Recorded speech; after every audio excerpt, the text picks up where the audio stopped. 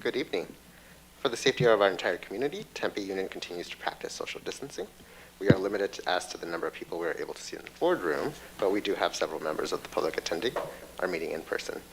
This meeting is also being streamed live on the district's YouTube channel. Welcome, everyone.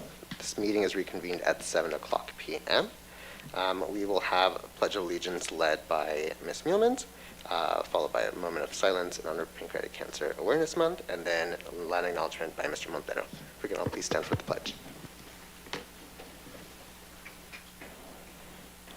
I pledge allegiance to the flag of the United States of America and to the republic for which it stands, one nation, under God, indivisible, with liberty and justice for all.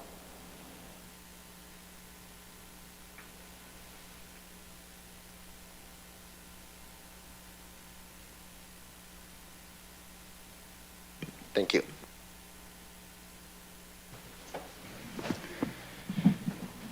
The Tempe Union High School District acknowledges that our community of schools is located on the ancestral lands of the Akmal Autumn and Peepash indigenous peoples who have inhabited these lands since time immemorial. With this land acknowledgement, the district formally recognizes that the traditional care and keeping of these lands by indigenous peoples allow us to be here today.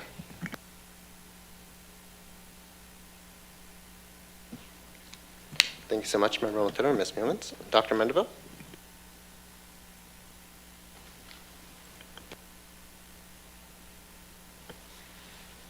Thank you, President Garcia, Vice President Barraza, members of the board, our public who's present in our boardroom. Thank you for being here, and those who are viewing and listening at home, executive team members, principals, and everybody present. I appreciate you. We all appreciate you. I have a number of positive things to share. There's always something positive and good that's happening in the district, especially when it comes to our teachers and our students. This morning at 7 a.m., and I think some of you who know me, I'm not really much of a morning person, but I'm always happy to join the Marcus Deniza JROTC program this morning during the monthly JROTC Battalion Review at Marcos. Battalion Commander Kelly Juice was recognized by Dementia Friends of Arizona for her outstanding service learning project. It wasn't just her, it was the entire troops that did lots of volunteer time with the Oakwood Creative Care Center in Mesa for this project. Kelly is a senior at Corona del Sol and worked with dementia patients, and they also received training, very specific training for this. Major Robert Four leads the Tempe Union High School District JROTC program. It was just, if you haven't seen our students in action, they're just impressive. But also former Tempe Mayor and former Arizona Congressman Harry Mitchell and other individuals were there, including the ADE recognizing this service project. So it was a very, very nice event this morning. And secondly, I want to comment on the Mountain Point versus Desert Vista game last Friday. Those of you who were in attendance, it was an excellent game all the way to the very end. Both teams were winners in my view, while Desert Vista ultimately won the game in overtime when the score was 21-21. DV scored and won, and while Mountain Point was not able to counter the score at the time, at that time, it is notable and we want to recognize at halftime Mountain Point was honored with the first annual superfood drive that was conducted for the Tukey Bowl. And we're going to continue this tradition for the Tukey Bowl and add that element of giving back to our community. So it was a collective effort with our students, and they worked cooperatively with the student community outreach at ASU. Food will go to the Pride Pantry to fill Thanksgiving food boxes for families within the Ahwatukee community. So it was just an excellent event for our students and our families, and I couldn't be more proud. And lastly, I just want to comment on what's happening next door at our the 490 West Guadalupe in the Compadre Cafe. The Celebrating Champions for Youth 2021 is happening, and I just want to recognize some of our youth champions. Ernesto Martinez Ayala from Marcos Deniza, is recognized as a youth champion. Lavelle Luis Jr.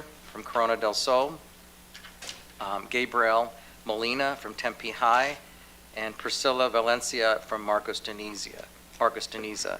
And they also recognize adult champions, and we want to recognize from Corona David Webb for the Inspiration Award.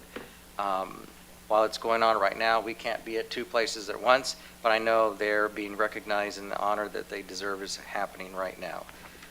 That is my report. Thank you so much, Dr. Mandeville. All right, next we have public comment, and this public comment is for anything that's not agendized. Dr. Mandeville?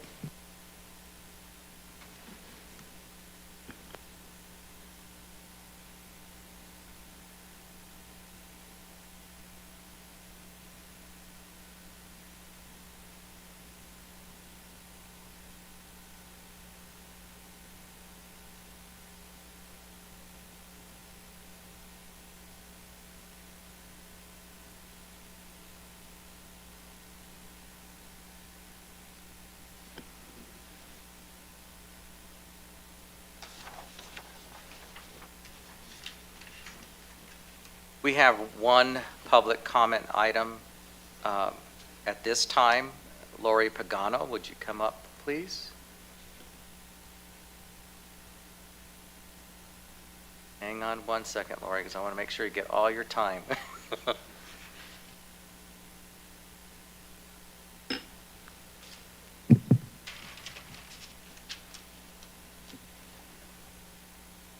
May I take this off? Yes. Thank you. Good evening, Honorable Board, Dr. Mendeville, and executive staff. Thank you for the opportunity to speak tonight. My name is Lori Pagano, and I am the school social worker at Corona del Sol High School. I'm here to represent the school social workers and behavior interventionists who work at Tempe Union, ensuring the mental health and wellness of our students. We social workers and behavior interventionists respectfully ask to be included in the IPIP and 301 money. We are licensed mental health professionals who are certified through the Arizona Department of Education. We are our campus's mental health experts who work tirelessly to ensure that our students' mental health needs are met. We are the staff who have the largest and most significant impact on the social-emotional well-being of our students. We all know that students cannot learn and retain information when their mental health needs are not met. Earlier this year, changes to the Classroom Site Fund, SB 1139, may now be used towards guidance and psychological services, including school social workers. It is clearly stated in Section 1 of the Summary of Eligibility Criteria from the Individual Performance Incentive Plan Guidelines, quote, and other certified staff who demonstrate direct participation in a role impacting the progress of student learning. We know that our school district values the social-emotional wellness of our students and staff, and social workers and behavior interventionists are a critical piece in our students' academic achievement. As a critical key to students' school success, we respectfully ask to be included in the IPIP funds. Thank you very much. Thank you. Thank you. Dr. Mandeville, can we look into that? Absolutely. All right, thank you so much. Next, we have consent agenda item. May I have a motion, please? Mr. President, I second. Oh, I'm sorry, for consent agenda, initial, I move to approve consent agenda. Thank you so much. May I have a second? I second. Thank you, Member Hodge. All those in favor say aye. Aye. Aye. Any opposed? All right, motion passes 5-0. Next, we have board policies. Start with number 1, policy GBEB, staff conduct, first reading and adoption. Dr. Mandeville? Thank you, President Garcia, Vice President Barraza, members of the board. We bring forward this policy change, and I believe we can conduct that in a first reading and adoption because this is through ASBA's policy recommendation. Propose revisions to this policy, GBEV, staff conduct, update this policy to include language crafted as a result of House Bill 2119, now ARS 15153, which affects districts' reporting of serious offenses as referenced in the statute. The statute also requires that related policies and procedures for serious crime offenses be available on the district website, which Tempe Union High School District does through its employee handbook and its student-parent handbooks, both located on the district's website. Again, as stated in policy BGB, policy adoption, policies may be adopted or amended at a single meeting of the governing board when the proposed policy or amendment is consistent with statutes, as this one is, and other policies and board members are unanimously in favor of adoption. The administration recommends that we take this as a first reading and adoption. All right, thank you, Dr. Mandeville. Board members, any thoughts, comments, or questions on this item? Hearing none, seeing none. All right, I move approval of G1. May I have a second? Mr. President, I second. Thank you so much. All those in favor say aye. Aye. Aye. Any opposed? All right, motion passes 5-0. Next, we have policy GCB, professional staff contracts and compensation, for first reading and adoption. Dr. Mandeville? Thank you. Policy GCB, again, is brought forward through the recommendation of ASBA, Arizona School Boards Association. These proposed revisions to policy GCB, professional staff contracts and compensation, include additional wording requiring the district to provide each employee, as you can see, a total compensation statement categorized by benefit or payment category, a practice that the district already conducts. Again, as stated in policy BGB, we can adopt this policy or amend it at this time with one reading and adoption today, and administration recommends that we do such. All right, thank you, Dr. Mandeville. Board members, any thoughts, comments, or questions on this item? All right, hearing none, seeing none, I move for approval of G2. May I have a second, please? I second.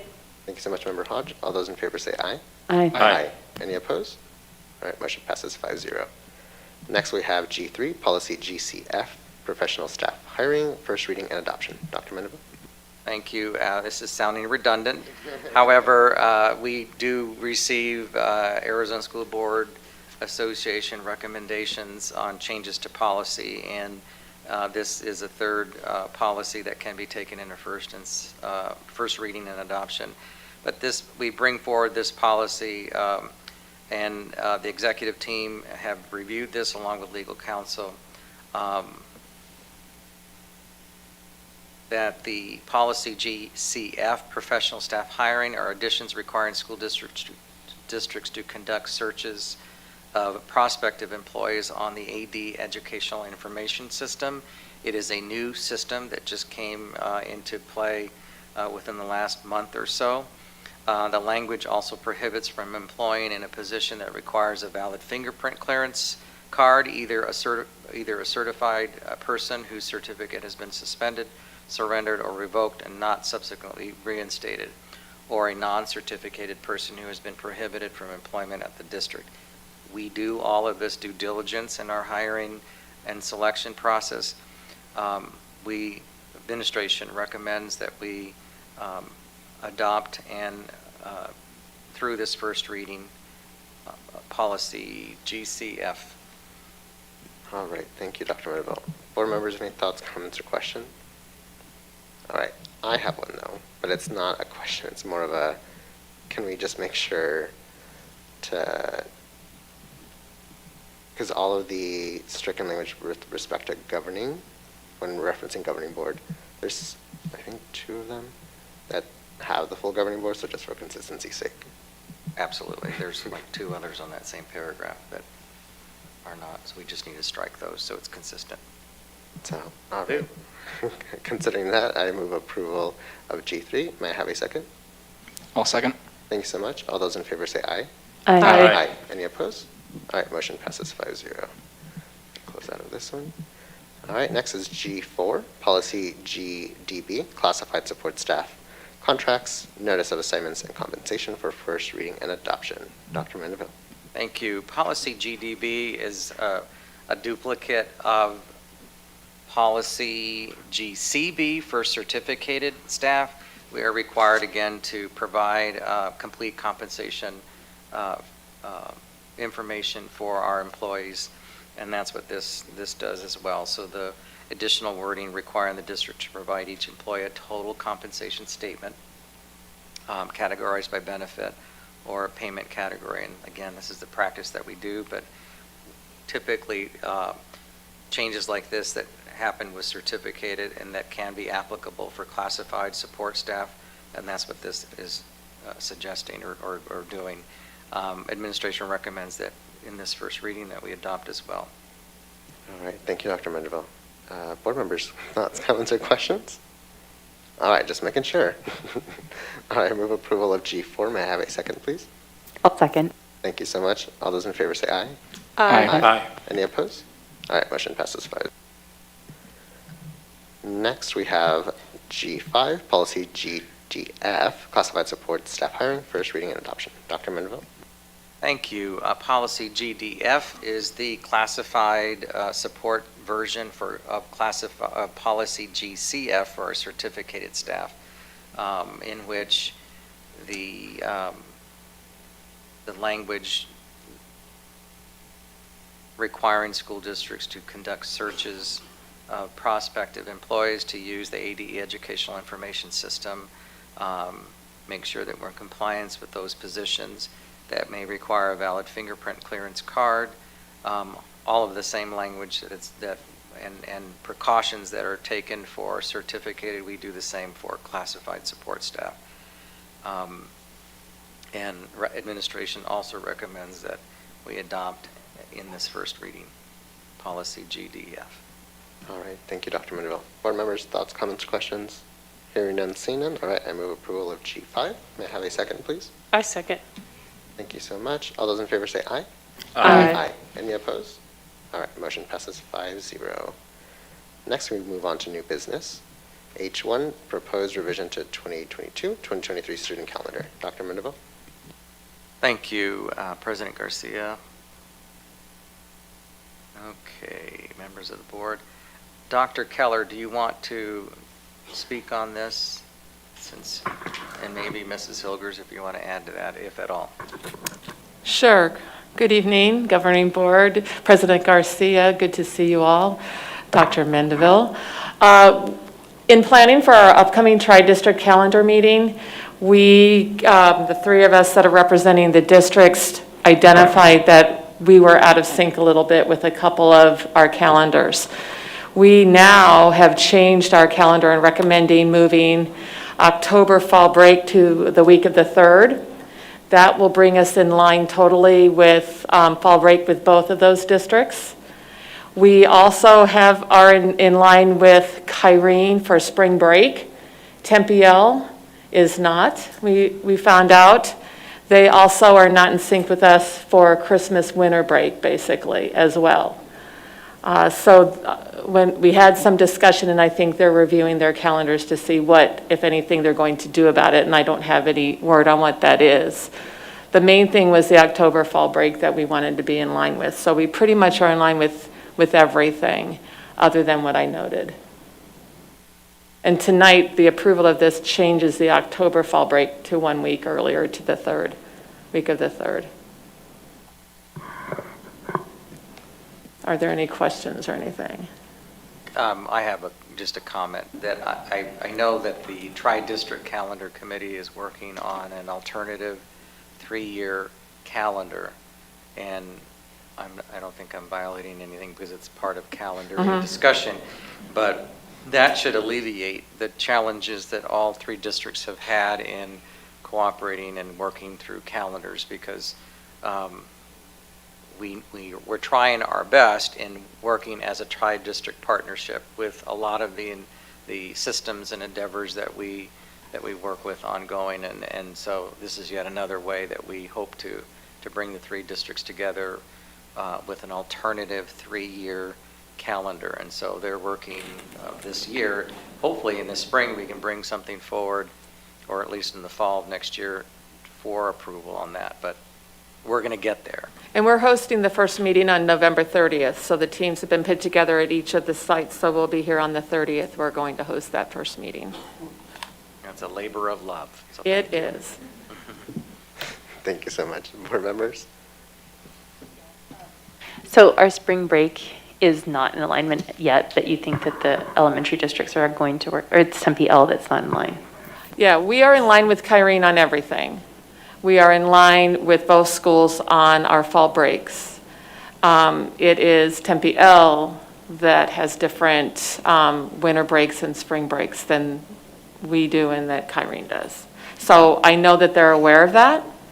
I can't tell you what they're doing regarding that. I mean, I have had conversations with them, but I have not heard back as to what's happening there. Okay, thank you. Board members, any other thoughts, comments, or questions? No? All right, thank you. All right, this time I move approval of H1. May I have a second, please? I'll second. Thank you so much. All those in favor say aye. Aye. Aye. Aye. Any opposed?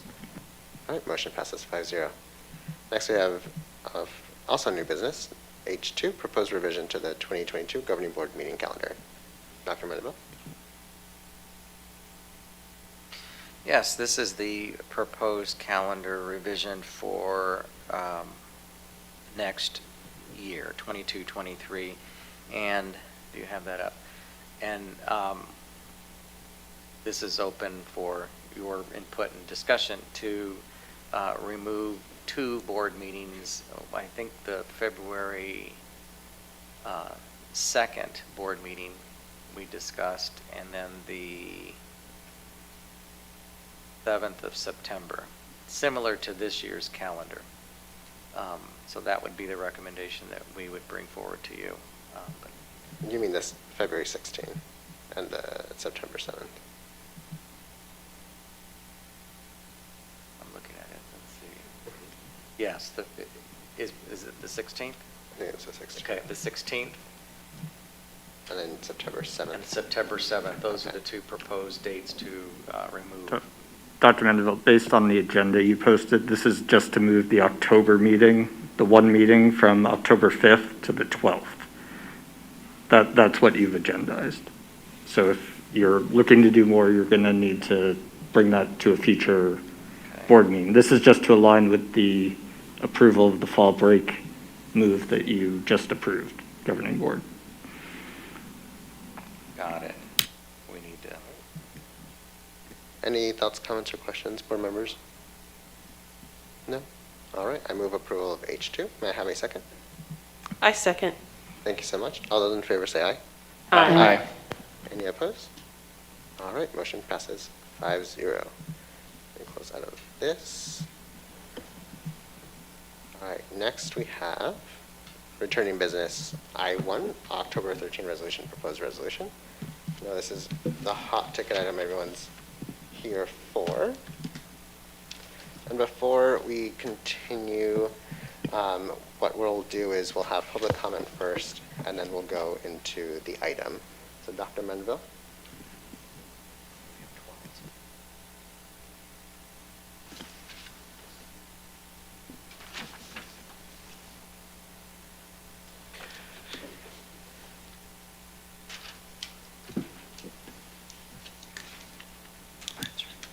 Richard Valenzuela? Yes, in 3 minutes.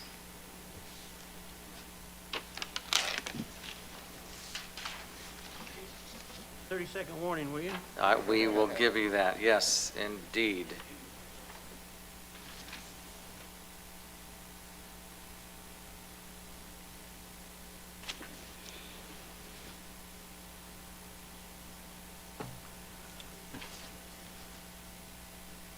If I can read my writing, let's see.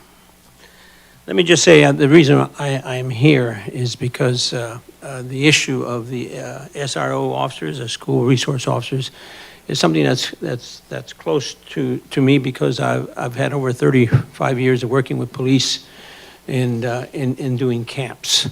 Maybe some of you had heard of the Anytown Camp or Unitown camps. Maybe some of you went to them, okay?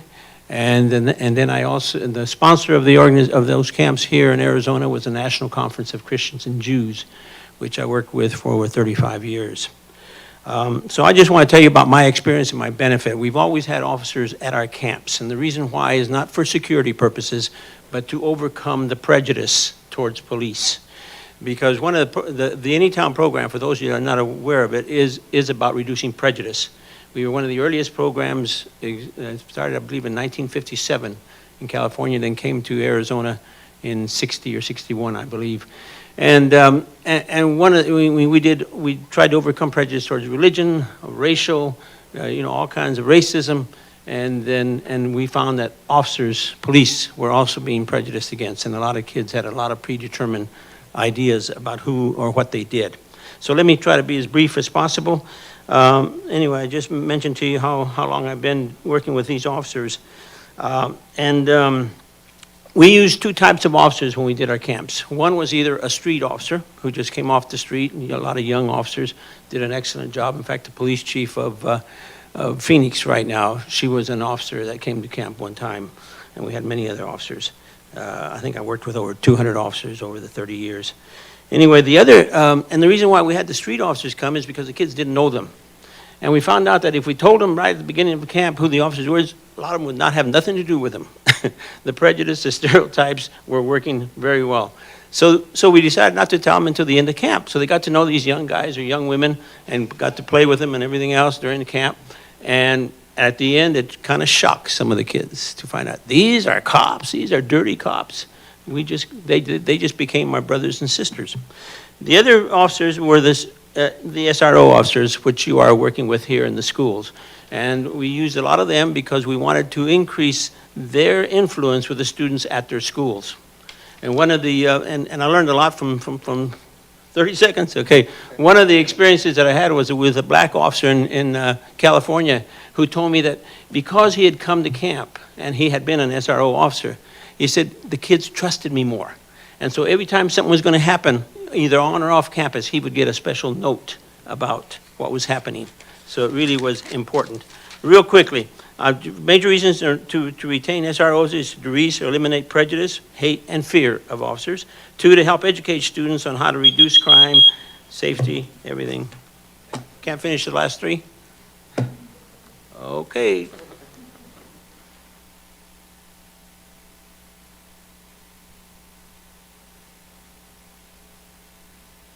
Lori Titano.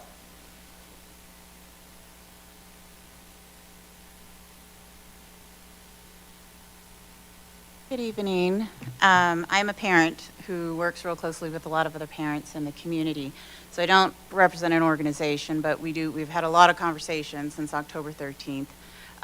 First, I want to thank the board. I reached out to 4 or 5 of you about a week ago, and over a 4-day period, we had 7.5 hours of conversation. Twice at Starbucks for about a couple hours, and then the other 3.5 hours on the phone, so thank you for your time. Most of what I did was listen, because I didn't know what sparked the issue to then, per the language on the 13th, it looked like you were removing this really valuable program and resource at a time where resources are really thin, kind of anywhere in the public. I did actually applaud all of you for some of the decisions you've made in the past. My son is fully vaccinated, he has asthma, he goes to Corona, and I need him to wear a mask every day. He plays football, so there are times where he doesn't wear a mask, and it scares me to death. So thank you for that.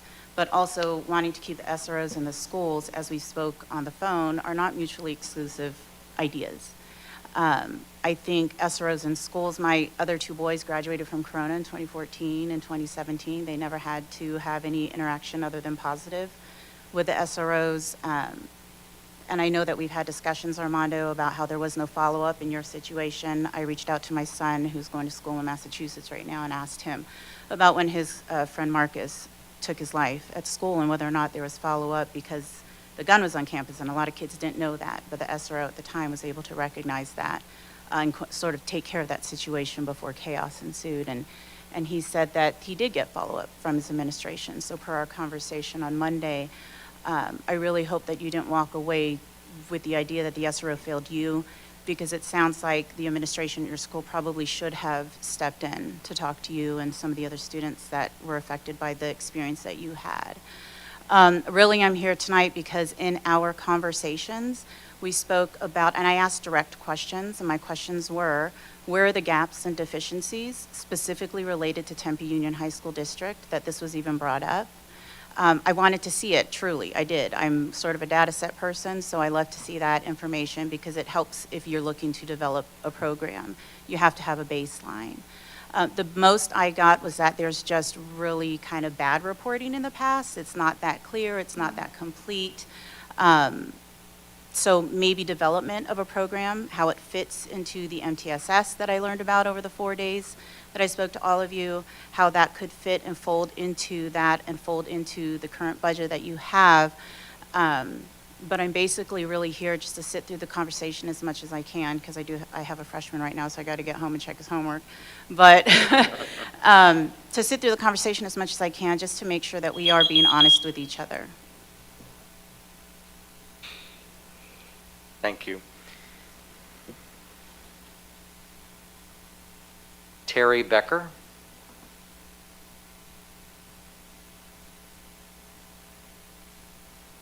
Good evening. My name is Terry Becker, and I am a parent of an incoming freshman to Mountain Point next fall. I want to thank the district and the board for committing to explore ways to provide school safety on our campuses that do not involve law enforcement. As a taxpayer, I believe everyone should stand behind a routine re-evaluation of how these funds are allocated, how effective our current school safety and disciplinary policies and procedures are, how sustainable our current plan is, but most importantly, if these plans equitably benefit all students and staff. I would like to suggest that this newly proposed task force first outline measurable ways to gauge their impact with the alternative solutions to SROs, and then share those results with our public. The greater community deserves data, not passionate opinions about longstanding traditions or relationships. Our teachers, students, and staff deserve our willingness to evolve with open minds, to invest more in social and emotional health, and especially that of our most marginalized youth, and to challenge the status quo regarding SROs on Tempe Union campuses today. Thank you. Thank you. Sandy Lau.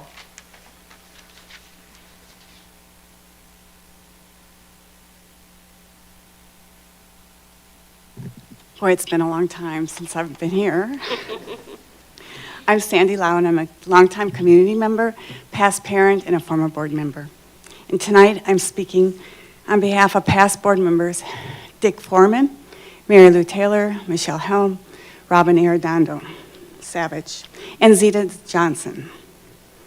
First, thank you again to board members Barraza and Hodge for your responsible decision to support SROs on our campuses. Board members Garcia, Montero, and James, as former board members, we are astounded that you could vote to remove SROs from our campuses. This decision was quickly made without using relevant data, and it lacked input from extremely knowledgeable and vested stakeholders. You have alienated and disrespected so many in our schools and community, but most important, you took away a critical partner in the support of students.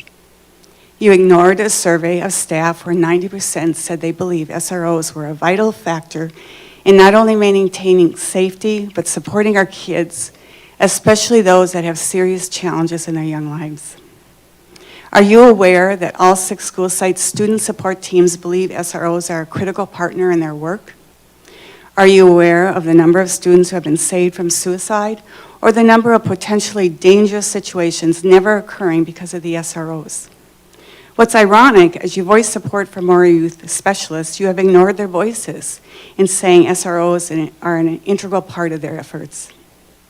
SROs are also dedicated to preventing kids from taking any action that results in their arrest. And by the way, if arrest has to happen, these SROs stand with these kids and their families during the entire legal process, and families are grateful for this support. And we guarantee you that our SROs want feedback and a chance to always improve their relationships and their invaluable work they do with students.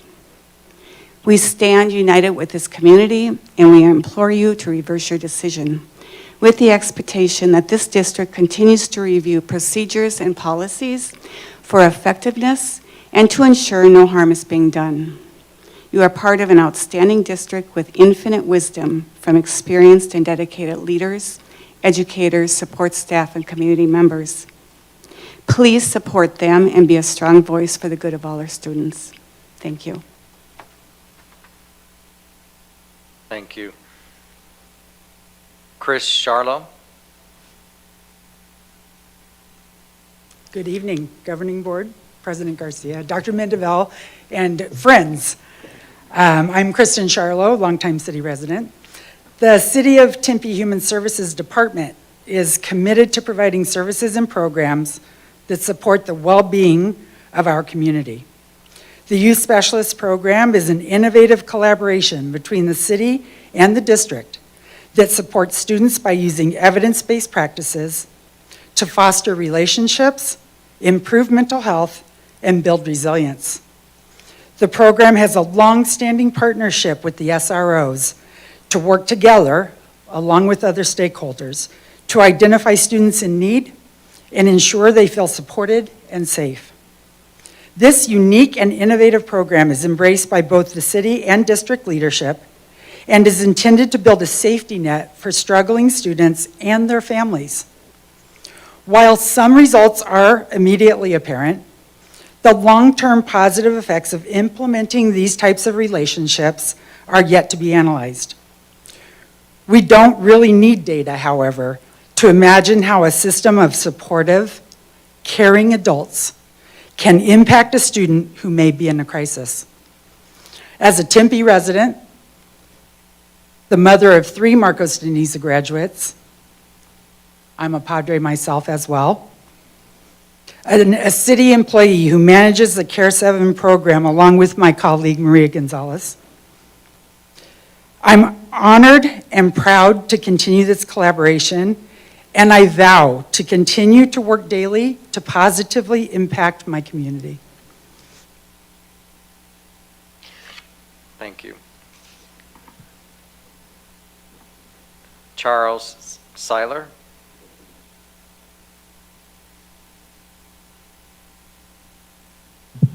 All right, good evening, members of the board. I came to show my support as a member of the community and also a small business owner for the board's efforts to minimize the presence of police on the TUHSD campuses. And I plan to continue showing up to support the superintendent and the staff in the execution of that process. I also just want to talk briefly about the reliability of the poll or the survey that's been presented to sort of justify keeping a strong presence on our campuses. In my career as a political consultant, I've written many polls, and I know that there's a number of ways to write polls and to leave things out of polls to drive certain types of responses. The poll that I saw centered educators but left out students. It also asked questions in such a limited scope that it provided no real insight into any potential alternatives that your educators and staff might prefer. So effectively, it's a fairly worthless poll, and not that we should bother trying to set policy by polling anyways. I mean, could you really imagine setting policy on integration in the 1950s based on polling of staff? What kind of responses do you think you'd get? So fortunately, when it comes to the harm done to students by police presence in schools, it's already well researched and well documented. So we know what we need to do for our students. We just have to decide whether or not everyone involved has the courage to do the right thing. Change is often hard, and you'll find that a lot of people are set in their ways of doing things. Police officers also aren't the only way to create safe environments, and in fact, legally, they're not any security at all. The Supreme Court in the United States in town of Castle Rock v. Gonzalez ruled that police don't have a duty to protect anyone. They don't have any constitutional duty to do so. So what I'm saying here is we have a real opportunity to be imaginative and to address the causal factors that create problems within our schools. So I would love to see new ideas, new ways to address problems, and mitigate the harm that's done by an active armed police presence on campus. That's also why I'm opposed to the resolution reimagining school safety as it's presently written, because it creates space for the police to participate in that process, and I don't want them steering the direction of the reevaluation process. I'd love to see new, fresh ideas. So with that, I thank you all so much for the hard work that you do and the brave decisions that some of you have made, and look forward to the rest of you getting on board. Thank you. Thank you. Don Penich Thacker. If I mispronounced that, I apologize.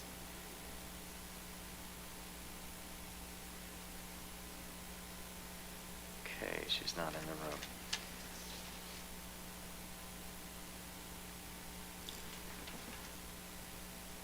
Eldo Soberon, and the organization's PSL, just for our records, what is, we can state that, okay? For the record, PSL is the Party for Socialism and Liberation. Oh, okay. Thank you. Sure. Good evening, everyone. My name is Aldo Soberon. I'm a lifelong Arizonan. I grew up in the public school system. I went to ASU. I own a home here, and I am an engineer. But I come today as a concerned community member to plead no cops in schools. Every tax dollar you waste on SROs is an attack on the well-being of our children. Every dollar spent is a dollar taken from the mouths of our free and reduced lunch. It's a dollar taken from our teachers barely scraping by. It's a dollar taken from after-school and arts programs whose budgets are slashed and are in danger every year. Why should these policemen make at times over $100,000 per year when we can't even meet the basic material needs of our children? Police never once helped me or made me feel safe as a kid here. It was my 5th grade teacher who would buy me lunch out of pocket when I forgot my lunchbox. It was my high school counselor who helped me navigate the college application process when I was overwhelmed as a first-generation Latino student. Study after study has proven that police presence in schools decreases high school graduation rates, decreases college enrollment, and hurts student test scores. To support police presence means condemning students, particularly Black and Latino students, to the well-documented school-to-prison pipeline.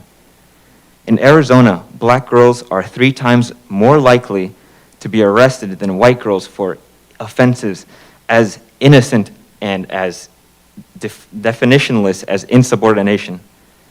In fact, suspension, above even poverty, is the #1 predictor for high school dropout incidents. Suspension numbers skyrocket with police around. This means our kids are put on a path of unemployment, reliance on social welfare programs, and imprisonment. SROs are not protectors, they are invaders. If you support SROs in our schools, you are violating the charge with which you are entrusted. We do not need this stain on our conscience, so please do the right thing and keep our children safe. Get police out of our schools. Thank you. Thank you. Cooper Fest, did I pronounce that correctly? If I didn't, I apologize. Festi. So I'm also here with the Party for Socialism and Liberation, but I'm coming as a member of the community. I live here in Tempe, and my fiance and I are starting to think about our future and our children that we're planning on having. And in preparation, we're going to start thinking about our children, our community, and the community that they're going to be brought up in. For children, of course, that starts at schools. We want our children to have access to counselors who can help guide their progress, mental health professionals who can help them learn coping skills and healthy mindsets, and deal with whatever mental health challenges arise. I went to school in Texas. I just moved here from Texas, and we didn't have any resources for depression, anxiety, anything me and my friends were dealing with. But y'all do things a little different, I think. So that's good. But yeah, what our children in our community need in this tumultuous time is not police and schools. We need teachers who are supported with living wages and smaller class sizes. We need, of course, counselors, mental health professionals, as the people spoke about earlier. Our children do not need police in schools. The role of police in this carceral society is not the role of the helper or supporter of our children, especially black and brown children. The role of the police in this society is the role of punisher. SROs, since their inception, have used excessive force on children. They have been known to arrest children for things like tardiness, grades, and cursing, things I do every day. And, well, I'm not in school anymore. I did every day. So these are just, behaviors that are worsened by interacting with punishment. There's countless studies that show that. And my friend Aldo mentioned that earlier. So I don't want any child to experience that sort of trauma of interacting with the police state. What I want is children to have a safe, healthy environment to learn, grow, and express themselves in community with their peers and the support staff that our schools can provide. And I know that y'all can provide that. I know y'all are working to provide that. The police have no role in our schools. That would enhance the community. The requirements of their job, of the SROs and police in general, is to punish, surveil, and harass. And that is counter to the community we want to build and want our children to thrive in. And one more thing, I just wanted to mention, there's crises have come up, the response of police to crises. I'm a case manager, and I've never seen anything that the police has done that has made it better for my members who are struggling in crisis. Only social workers, only mental health professionals have helped. Thank you.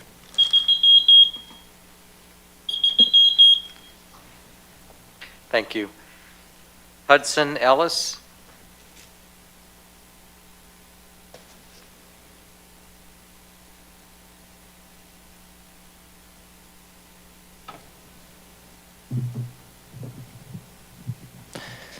How you doing? My name is Hudson Ellis. I'm a student at Mountain Point High School. I'm also a junior. First of all, I want to say I've been tardy multiple times and have not been arrested. We need SROs in our schools. We need someone there to protect us. We need someone there to teach us. We also need officers at our schools to build relationships with the communities. And I'm glad to see that this is back up for discussion. But do I need to remind you that a SRO stopped a suicide on one of your campuses? Do I also need to remind you that there are grants that we can have, that we can get to have both SROs and mental health counselors at our schools? So can we stop this discussion for needing to find money for SROs and mental health counselors? How many more Sandy Hooks and Columbines do we need to happen? How many more people have to die from school shootings for you to realize that we need SROs on our school campuses? Thank you.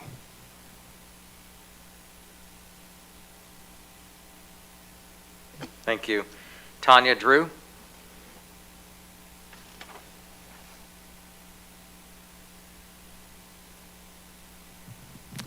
I might be white, but I represent children that are black.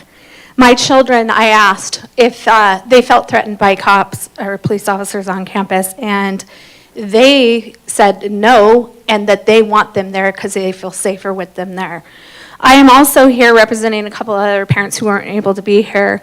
I'm going to read some of their statements. Board members, James Montero and Garcia, as a parent of a recent graduate and a current sophomore at DV, it is alarming that you made the decision to remove the SROs from our school campuses in direct opposition to recommendations of those with expertise and experience in this environment. You were elected to represent the families in our community, not dictate your personal views on parents, students, and staff. I sincerely hope that you can reconsider the decision you made with no valid basis, which significantly impacts the safety and well-being of our community. This board has not respected parent choice. Parents are most protective of their kids and know what is best for them, and your decisions to close our schools and mask our kids has been proven wrong and harmful. All you have to do is look at our neighboring districts whose boards did not impose unnecessary mask mandates and online school to see their success as proof that you were wrong on those votes. It is time that you do right by our kids and remove the mask requirement. Kyrene has voted to remove masks in January, a completely arbitrary date. Our kids have had access to vaccines and should have had masks optional this entire semester. The time is now to remove the mask mandate and reverse your decision to cancel our SROs. Thank you, Heidi Sauer. Like I said, my children, I have 2 of them at Marcos, and I will have another one next year, and I've had 4 already graduate, and I also was a graduate of Marcos. So we've been covered many times over the year, and the district, as my father also taught for this district his entire career. Another response from another parent, oops, that's the wrong one. Listen to all of your principals and athletic directors. Our police community and most parents, teachers, and students do not cancel SROs. SROs play a vital role in our school safety. As Mr. Barraza stated, it is hypocritical to have armed police officers outside here, outside your meeting, but not at the schools. The response was, well, we do what is necessary to keep everyone in this room safe. Why not our kids at school? Keep SROs, remove masks. The virus doesn't care, but our kids' mental health does. Mental health seems like a very important issue to you, especially you, Mr. Montero. My kids are likely to never have a normal high school year due to your mandates that don't work. Turn the stats around. Stop talking about cases of virus that has a statistical 0 serious complication death risk for a majority of our kids. Just say, get better and see you soon.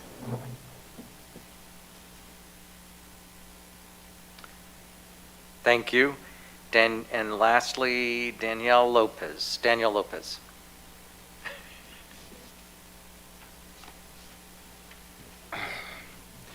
Since October and the passing of the resolution to have a plan to phase out SROs, the board appears to be having second thoughts and removed what little teeth the resolution had by now only promising to form an investigative committee which will have some plan to present next year, which may or may not include keeping police officers in schools. I find it worrying to see that the board has chosen to water down the already approved resolution, and as a teacher, urge you to commit to the original resolution rather than continue with the draft language. The inclusion of a cop representative, for example, on the proposed investigative committee is a slap in the face of the Tempe community, given the fact that Tempe Police Department killed a 14-year-old boy, Antonio Arce, about 2 years ago. Schools are not a place for police departments to run public relations campaigns. Police officers cannot simultaneously be overpaid role models who just hang out and build relationships with kids, and also be action heroes who can stop a mass shooter at the drop of a pin. In reality, they do neither.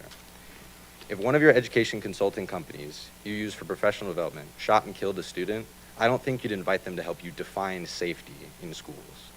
This raises the question, why are cops consistently held to such low or non-existent standards? Why are they exempt from the incredibly high standards our teachers and educational staff hold ourselves to? I ask you to reject this coddling of privileged, overpaid, violent cops, and instead urge you to stick to your promise of removing cops in schools as soon as reasonably possible. Thank you. Thank you, and that concludes public comment. All right, thank you so much, Dr. Mendeville.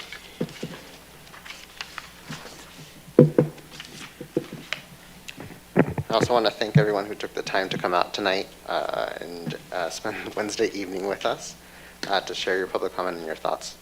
As a board, we are always grateful to hear from our community and from every part of the district.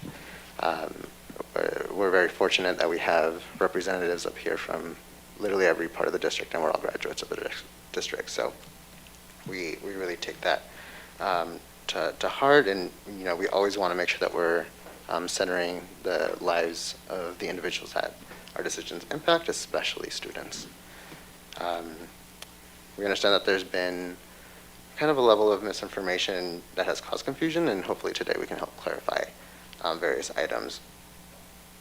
Similar to the previous resolution, this resolution was posted publicly in advance of the meeting in compliance with open meeting law, so we can all have opportunity to review it.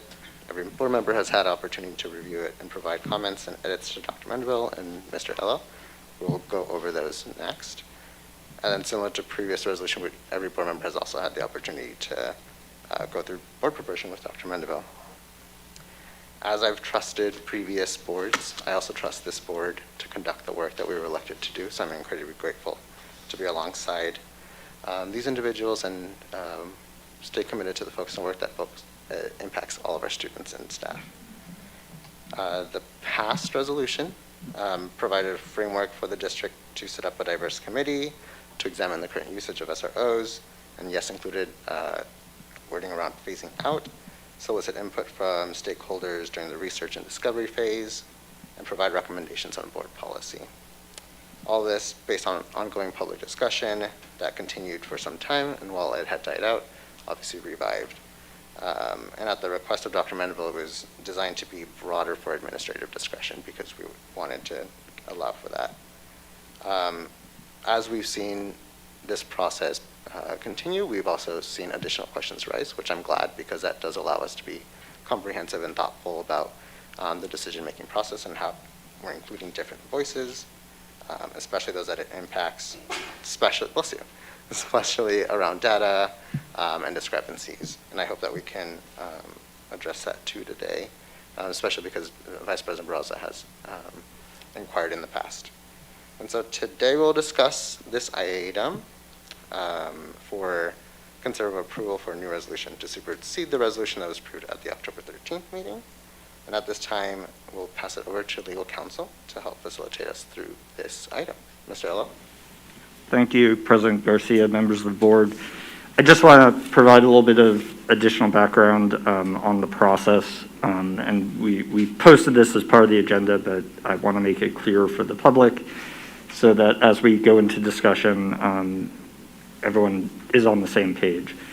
So after the resolution was approved on October 13th, the board and the administration received a lot of feedback from the community, and a determination was made that a clarification or new resolution should be considered by the board. As such, a draft was circulated to members of the board, administration, and school leaders. That is the draft that was posted with the board agenda. All of the board members independently have been working on drafting proposed revisions or questions, looking for clarification on this draft that was circulated. And that's what we're going to be considering at this time. They have not discussed it previously. All of the draft documents that are going to be possibly displayed, discussed, will be posted to board docs after the meeting tonight, as will any final version adopted by the board. And as we go through, the board will somewhat dictate how we go through. I will be taking notes to try to capture the consensus views of the board and create a final version as we go. So with that, we can move forward.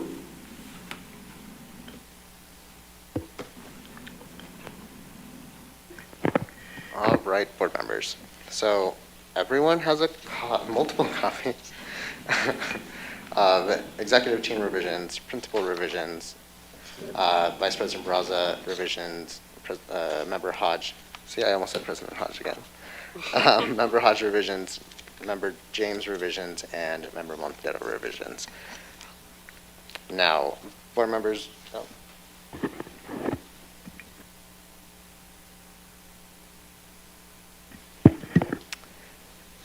So board members, we can do this a few different ways.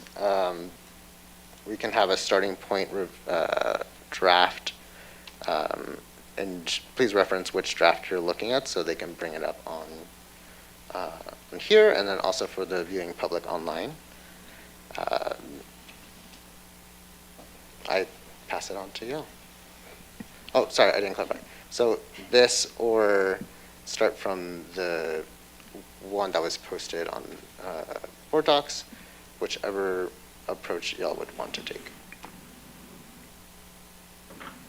And if we want to start with the one that's on board docs, you know, and run through it. And run through it. Let's do that. We can go paragraph by paragraph and actually start with the title, because I know at least one of the revisions, if not more, contained a revision to the title. So. All right. So if we can please bring that up. Yeah, please bring it up. Thank you.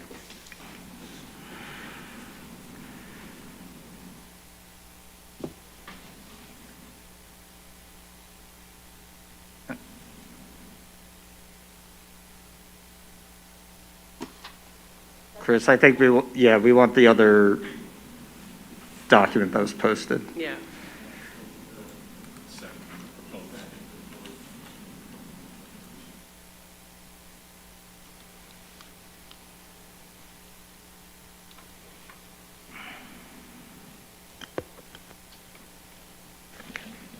All right, Member Hodge. Okay. I'll start off since I was one of the people who wanted to change the title. I just had one suggestion, changing it to model school safety instead of what we had before, re-imaging school safety. I like the word model better. It's just more clear, crisp, and that's what we're going towards, is a model instead of re-imaging safety in TUHSD. Does anybody have any? Y'all, if you can help push your buttons, because I cannot read your minds. Anybody else? Your buttons, please. Member James.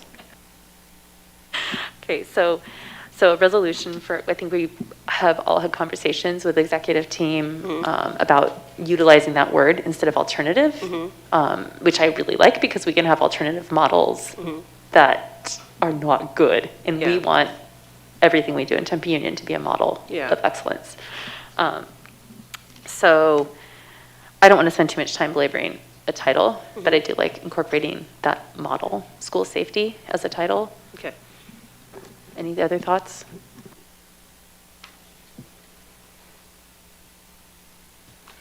Y'all can help push buttons. Member Montero. Thank you. I would agree with Member Hodge and James. I think we can change the title there. I know right here it just says model school safety plans. I don't know if we want to do model school safety plans in TUHSD or just leave it as. Yeah. So, yeah, let's do that. Vice President Barraza. I concur with everyone. No argument from me. See? So we will move forward with that consensus.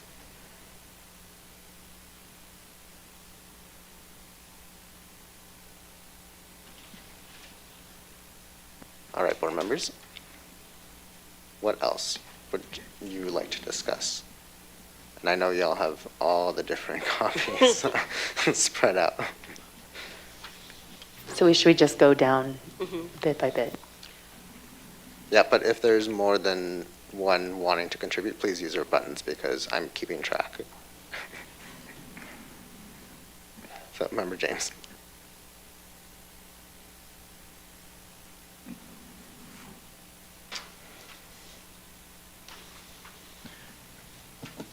Member Montero.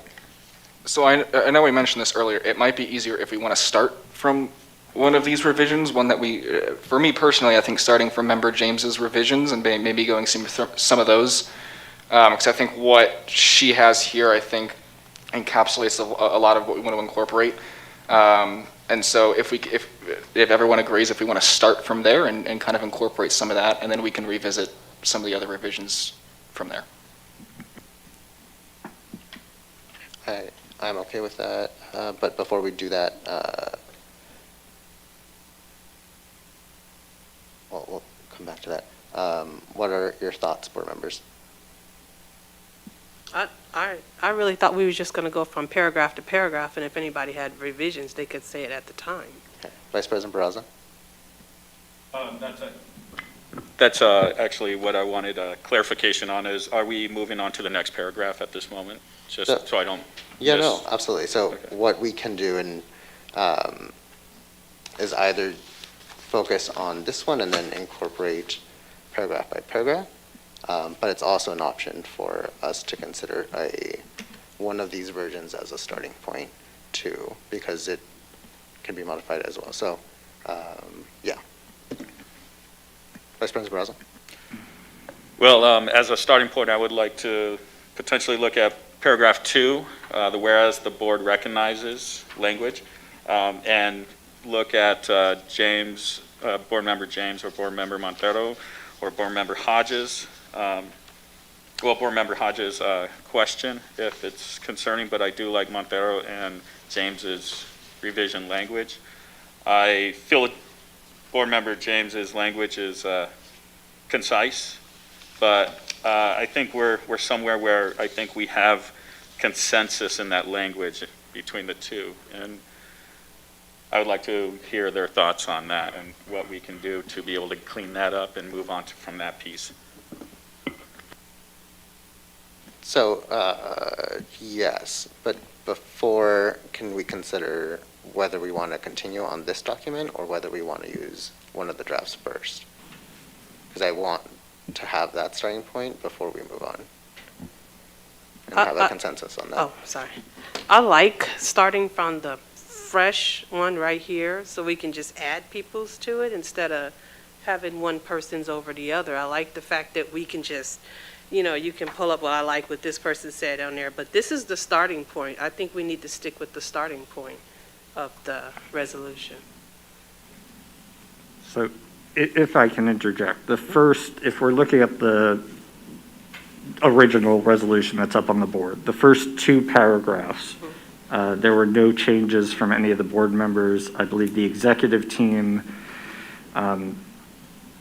removed that second paragraph and kind of went in a different, more streamlined direction with their resolution. But in terms of the language, no board members had proposed changes to those first two whereas paragraphs. And the first time there are potential revisions that I see in the Hodge revisions, the Montero revision, and I believe the Barraza revision as well, is that third paragraph that reads, whereas the board seeks to clarify the intent to reimagine school safety. So, Chris, I don't know if you can pull up the different revisions to look at quickly. So you can see here the Barraza revision, and I think Board Member Montero's revision had deleted the paragraph, I think, and rewrote it. And then Member Hodge, I think, had a question in the revision. So. Member Montero? I'm sorry, Member James. Thank you. Okay, so I also feel like we've all had different amounts of time to look through the drafts, not a ton. So I think starting from this would probably be best. We might just be striking out a lot. But along those lines, when we're talking about that third paragraph that Mr. Ellel mentioned, there were some different revisions too. I just struck that out completely. Did not feel the need to include it. So we can move from that point, I suppose. Okay, so we'll go straight to that paragraph. If we have the conversation there, I didn't have that even as a revision. I just didn't want to include it. So. Okay. So as for a point of consensus, what are your thoughts on the inclusion of that, since we're looking at this right now and wanting to move to the next paragraph? Because I do want to make sure that everyone's voices are heard throughout this process.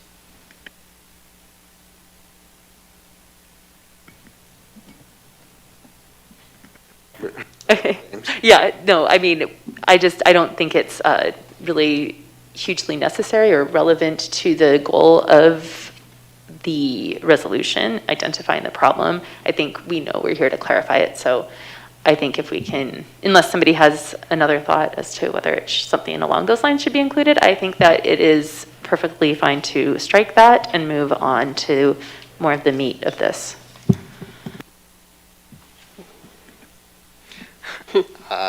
Member Montero. I would agree with Member James there. I think that we have this opportunity here to kind of make those clarifications. So it's unnecessary if we just want to strike that from the resolution.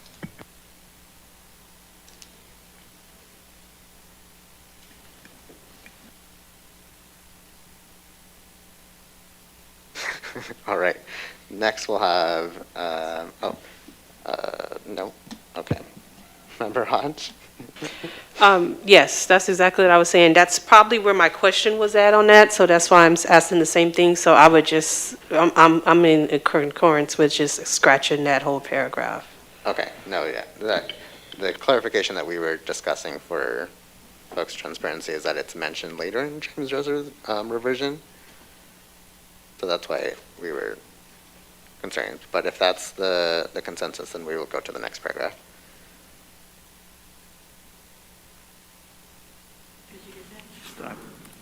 Yes, deleted. All right, so now on the third, and also keep in mind, because we have all these different revisions, if you want to include a specific one, please reference it. So the paragraph I'm looking at, just so we're all looking at the same thing, is the whereas the board is party to intergovernmental agreements with the city of Phoenix and city of Tempe, et cetera, et cetera. And I think there were a few clarifying questions that a few board members raised based on the fact that we don't have a current IGA with the city of Phoenix. And I believe Member Hodge also mentioned that, these are AD grant funded positions, which I don't know if that's a clarifying need to include or if the paragraph is needed at all.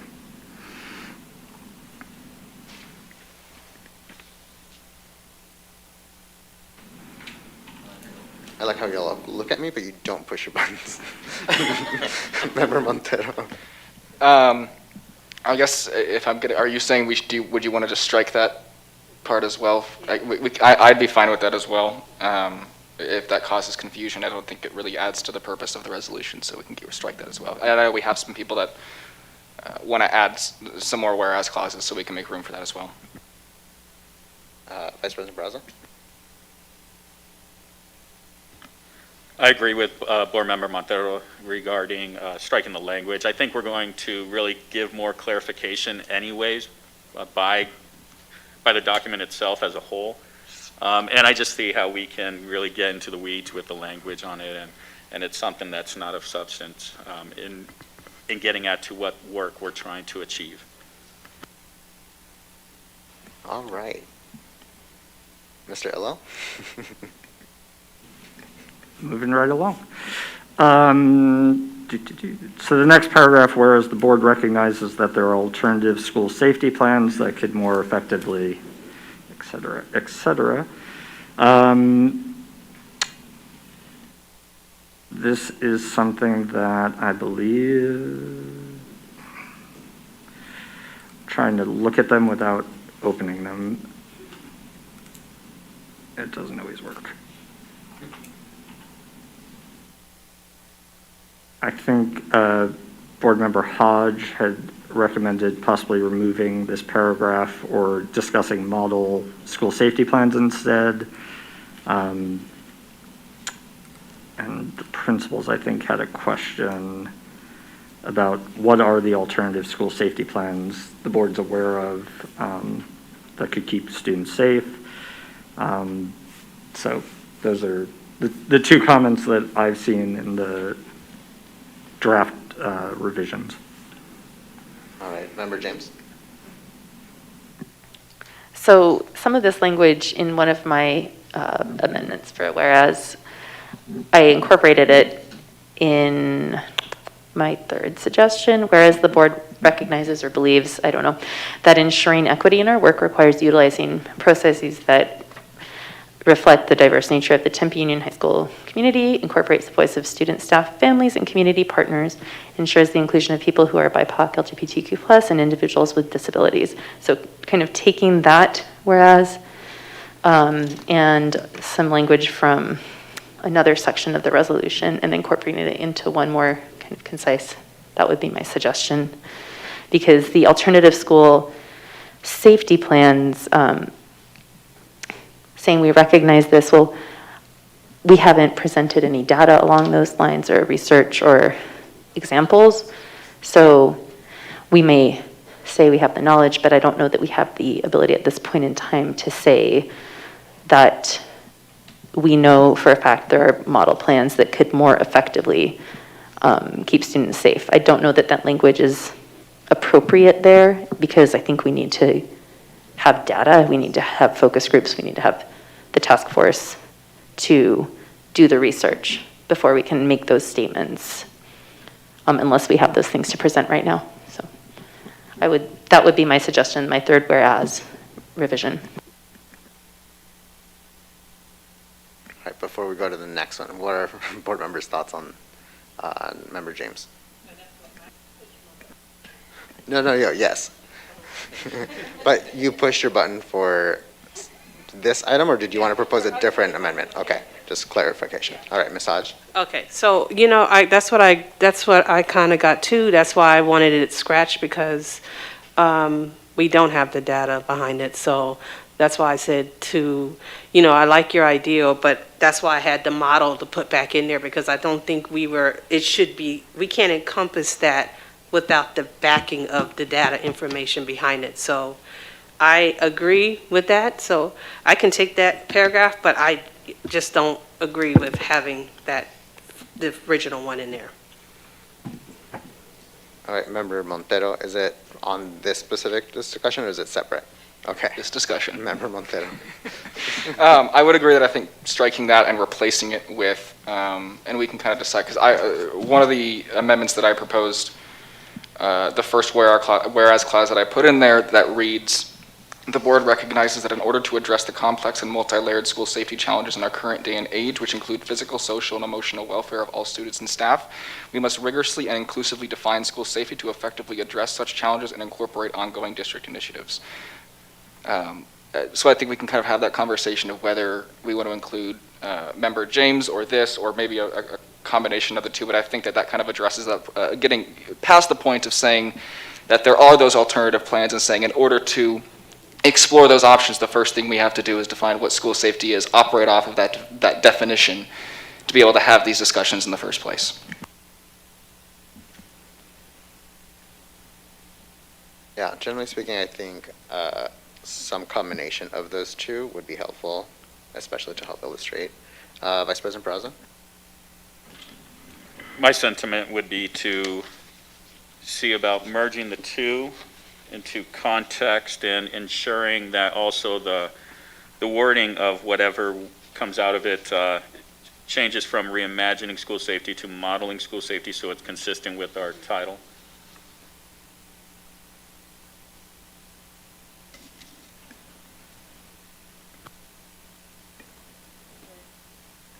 Member Montero? We could also just add both of those whereas clauses. Yeah. How do we feel about adding both of those? All right, I'm getting okay. Vice President Barraza? What if we, in some syntax, establish Board Member James's as the initial with Board Member Montero's as the clarification? Second to the initial statement of the accuracy of data being an important variable in decision making. The board recognizes the call for clarification on the intent to model school safety. I'm looking at both of your guys. I think we're looking at this one here. The board recognizes that in order to address the complex on Montero's. On Montero's? Mm-hmm. Let me see. We're looking at this whereas, and then. Okay. And then we're looking at. Member James, if you can have your mic on. Member James, can you press your mic? Oh, yeah, sorry. So we're looking at Board Member Montero's, the third whereas on his revision, and we're looking at my third. This is where it's going to get. It's gonna be fun. I'm here for the party. So we're looking at the whereas the board recognizes that in order to address the complex, multi-layered, and then on mine, whereas the board recognizes that ensuring equity in our work. So those are the two things we're looking at. So my whereas, what I'd like to ensure is that we are using a framework of equity in our work, and then highlighting voices that we need to ensure are represented. And I think Board Member Montero's is more of a discussion on that definition of school safety, we do ask for, I think, later on in the resolution in section 1. So this is a whereas clarifying as to why the safety, he wants safety to be, and you can correct me if I'm wrong, Board Member Montero, that safety challenges include physical, social, and emotional welfare. And this is his kind of clarification to his definition of school safety. And if we're going to include this, I would really like to ensure that we're looking at that definition of school safety, just reiterating that we're going to use an equity framework to create that definition in collaboration with Dr. Moon, hopefully, our Director of Diversity and Inclusion, to help us with that structure. That would be my addition to Board Member Montero. Okay. Vice President Barraza, was it from James' revision, these two, and then these two following that? Is that? I believe what Board Member James is saying is the board recognizes the importance of ensuring equity and matching it with Montero's, whereas the board recognizes that in order to address the complex and multi-layered. Is that correct so far? Just want to make sure I'm going to speak appropriately. Okay. So you're saying that the board, the board recognizes the importance of ensuring that policies and procedures are centered in equity. Then we will follow that with that in order to address from Board Member Montero's. You know, I think ultimately doing it that way, but maybe cleaning up the language, Jordan, if possibly, making it more concise and compiling maybe words. Maybe to me, starting with removing words like rigorously can be a start, just to make it a clean, straightforward document. But I do like the aspect of the inclusion of physical, social, and emotional understanding in that policy and procedures process. In other words, the equity aspect, what Member James is saying. If you can basically take Board Member James's and then define the equity using Montero's language, I think we can get to some type of merger. All right, we're going to go in order. Montero, James, and then Hodge. Okay. I'm going to take that. In my revision, let's get rid of rigorously and, so it just reads, we must inclusively define school safety. So then after that, we can include that whereas clause, and then let's incorporate, because I think this one and the two from Member James' revisions are, I think, separate enough to be able to be separate clauses. Instead of trying to play with wording and incorporate it into one whereas clause, we get the same point across with having both of them in there. So I think get rid of rigorously and, so it just reads inclusively, and then incorporate the two from Member James's provisions, and then be done from there. Member James? Okay. So what you're saying, Board Member Montero, is mine. Just wanted to clarify, whereas the board recognizes the importance of ensuring that policies and procedures are centered in equity, and leave that separate, and then have yours separate. And so if we can kind of clarify, just cleaning up so we don't get muddied in the language, like Board Member Barraza was saying, if we can just state the issue, recognize that in order to address safety challenges, which include physical, social, and we can say in our schools, which include physical, social, emotional welfare, it just gets to the point a little better. And I think that if we can say we must define school safety through an equity lens or equity framework, or inclusively, whatever, but I think that we can strike a lot of the language just to get to that point of to define school safety. We have safety challenges, we're going to define school safety, as long as we are using that vocabulary of inclusivity or equity. Does that sound okay? Because I do get kind of lost in the wording. Do you know, like, the board recognizes in order to address safety challenges, boom. They are complex, we know that, that's why we're here. So I think we could strike the extra words and get to the point. All right, Member Hodge. Okay, mine is a question. Isn't most of this already in our model that we have for our safety model, Dr. Mendeville? I mean, am I off in thinking this, that we're redefining what we already have as a model?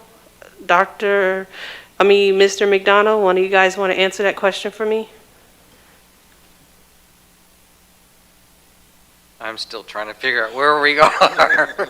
Yeah, because we're putting a lot of words To be together, honest, but I think 'cause that I'm trying to listen to everybody. I so- think we kind of already have. Sorry, audience, I mean, everybody. else A lot of this This- is a part of our model that we already have. Am I right on that? So, Member Hodge. I'm so confused. Member Hodge, we have school safety plans. Yes. At each of our schools, and so. Doesn't all of this kind of incorporate in our school safety plans we already have? A lot of what we're discussing right now, there are many aspects that are included in our school safety plans already. Yes, I would agree with that. And on top of that, the decision-making process that Tempe Union High School District uses is also part of this process. Okay. All right, because it's almost like I don't want to reinvent the wheel that's already been rolling for a while. So I'm confused. Well, but I'm very confused. I think it's important, and I think in the discovery phase, we find out what we actually have in place at our schools. And so you start from a basis of understanding what is today, and that's part of the school safety plan understanding, because they've been in development, in fact refined year after year through the different resources, through Mr. Cobbs as a director of security, through Mr. McDonald and many other resources. So yes. Okay. All right. That's the question I wanted to make sure that we all understand that a lot of this we do have already. Well, I know we're getting in our resolution, but we do. I've been on the board for 5 years, and I think most of this, what we're talking about, has already been incorporated in our schools for a while. I don't want us to get off thinking that we don't have this or we're not following a safety model that actually we have been. A lot of this is Mrs. Hodge, to answer your question a little bit further, as this topic has come up, I have looked at the AD model. The task force came up with a model school safety plan and then compared that to ours. And I would say that we have a considerable amount of the model safety school plan in ours currently. Of course, as Dr. Mendeville spoke to, we are always looking at that model annually and making the adjustments as we continue. just wanted to make sure that's on record, that we know that Tempe Union has been following this for a while, so thank you. Yeah, thank you, Ms. Hutch. Member James.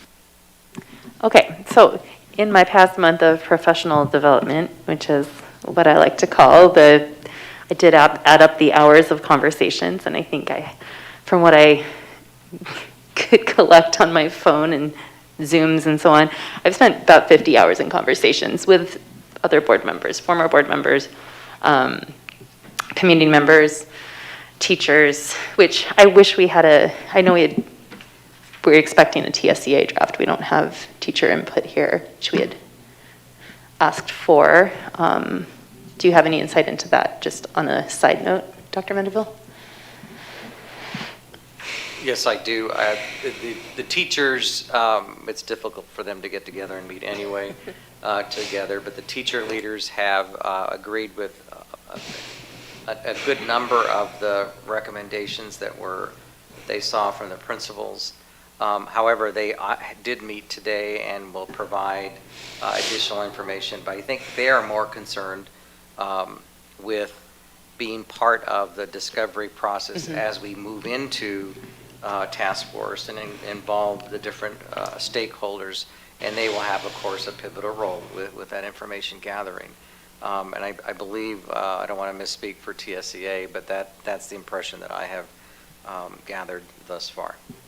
Okay, thank you. I just wanted to clarify that. But yes, in all of these conversations, I've learned a lot. I'm a new board member, and I think we had a lot of conversation with executive team about making sure we're identifying the problem, because we kind of had this vague issue, and that was a huge issue within the original resolution. What is the problem? The title was not appropriate. We had all these things that were, obviously, that's why we're here, having this interesting conversation.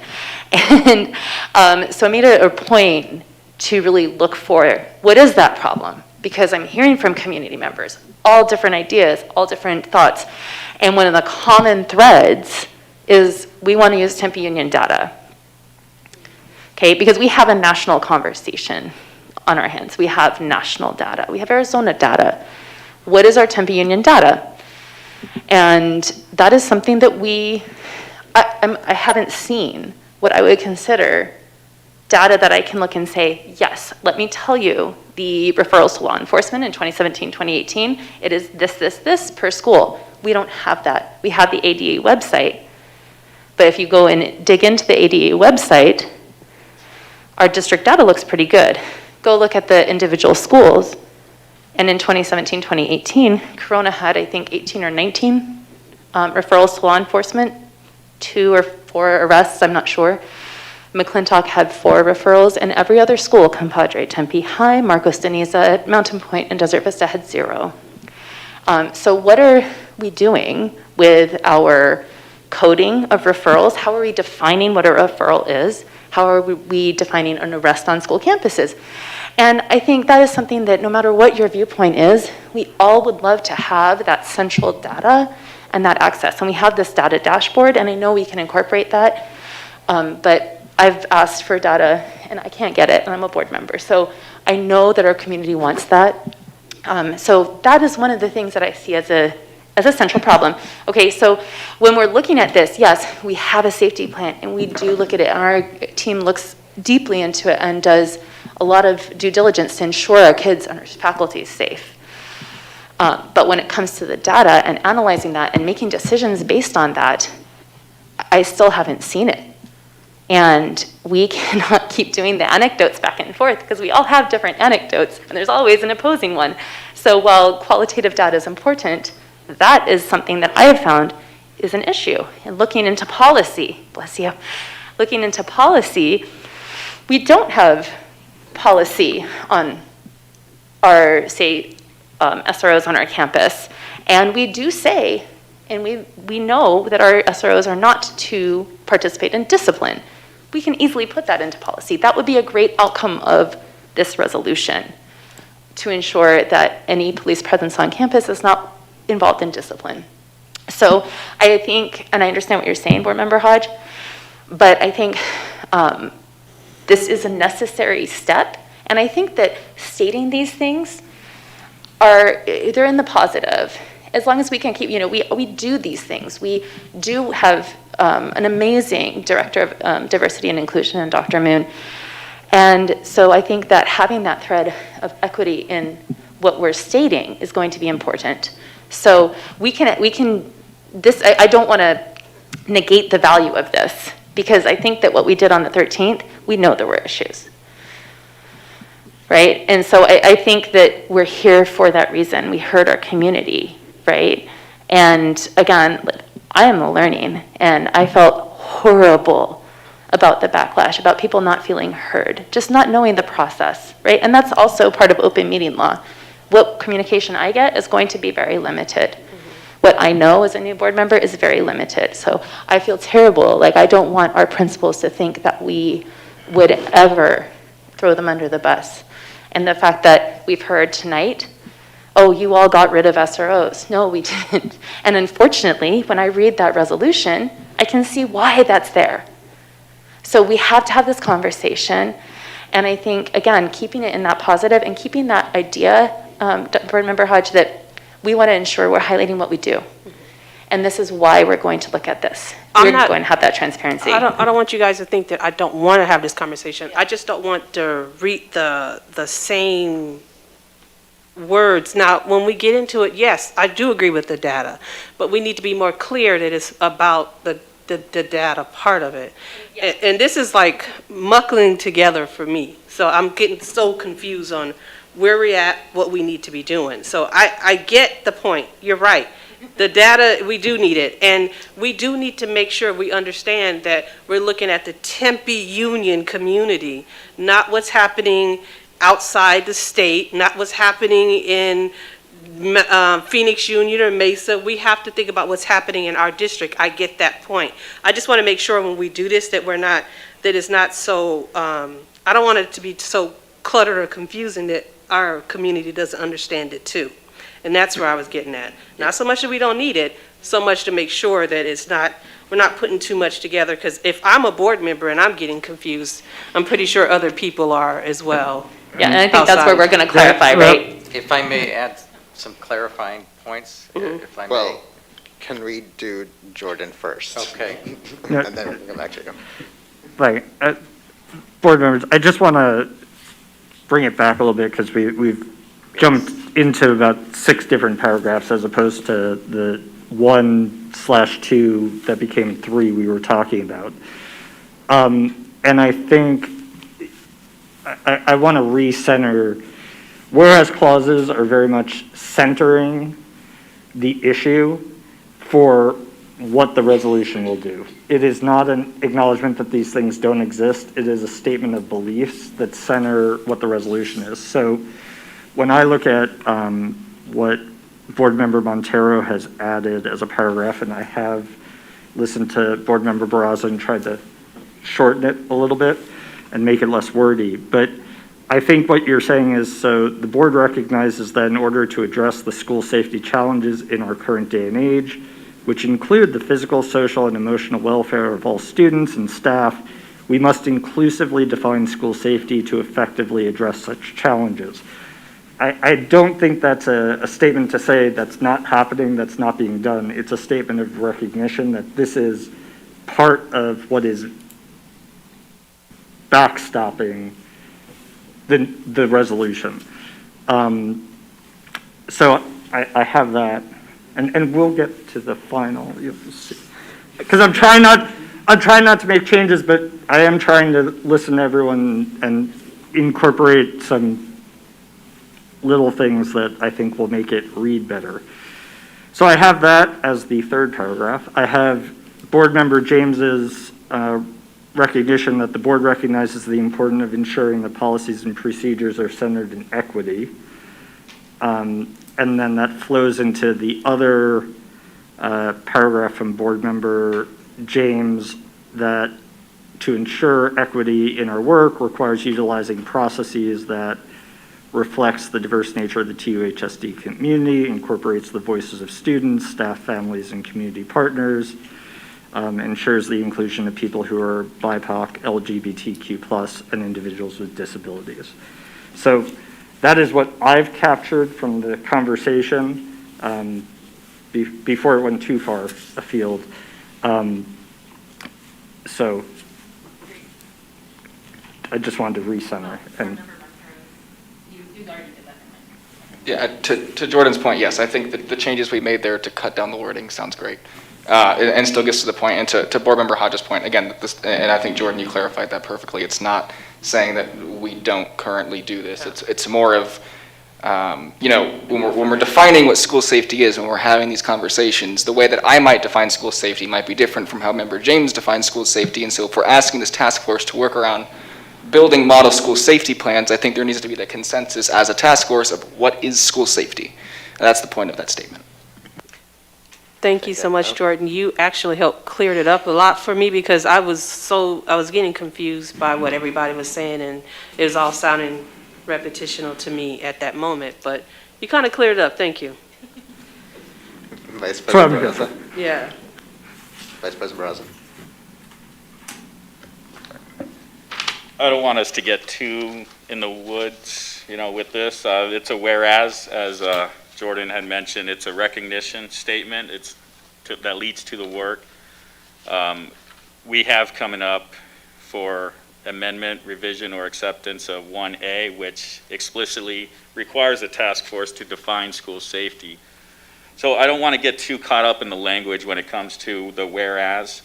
If we can acknowledge the board and its efforts towards equity, I think that also addresses what we're talking about when we're referring to school safety. This isn't saying anyone isn't doing anything. My take on this work is examining.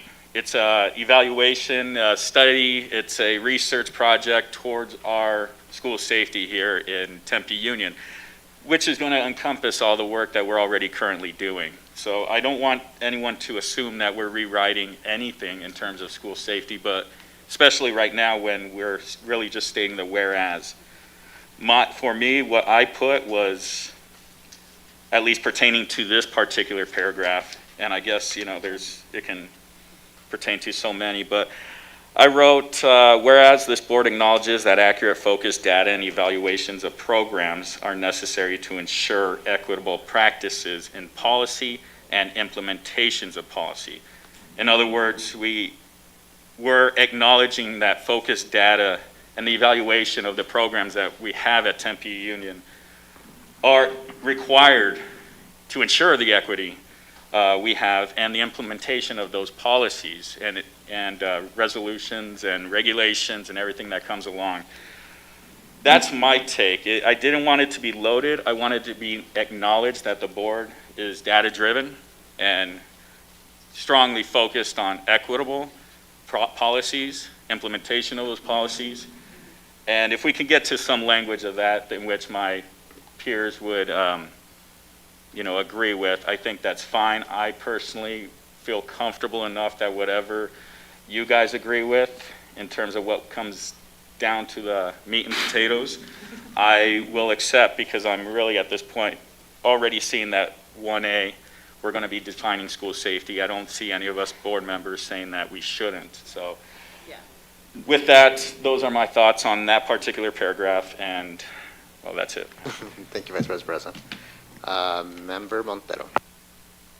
Yeah, I would agree with him there. And again, I think, once again, is still separate enough to be its own standalone. It's a short whereas clause. So honestly, so we can all come to a consensus. Yeah.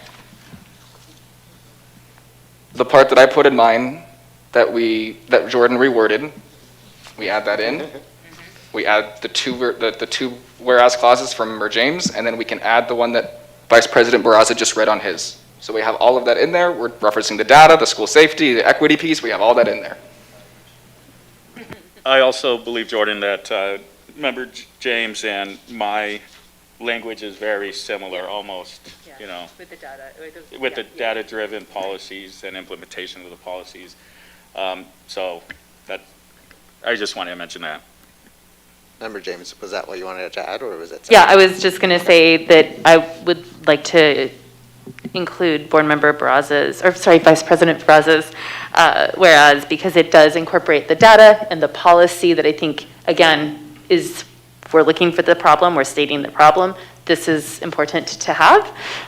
The one whereas I would like to add, and this comes from multiple conversations, I even had one today, about students that are being sexually harassed on our campuses. We've had a lot of emails, we've had public comment, I've had conversations with community members, and that's part of our safety plan.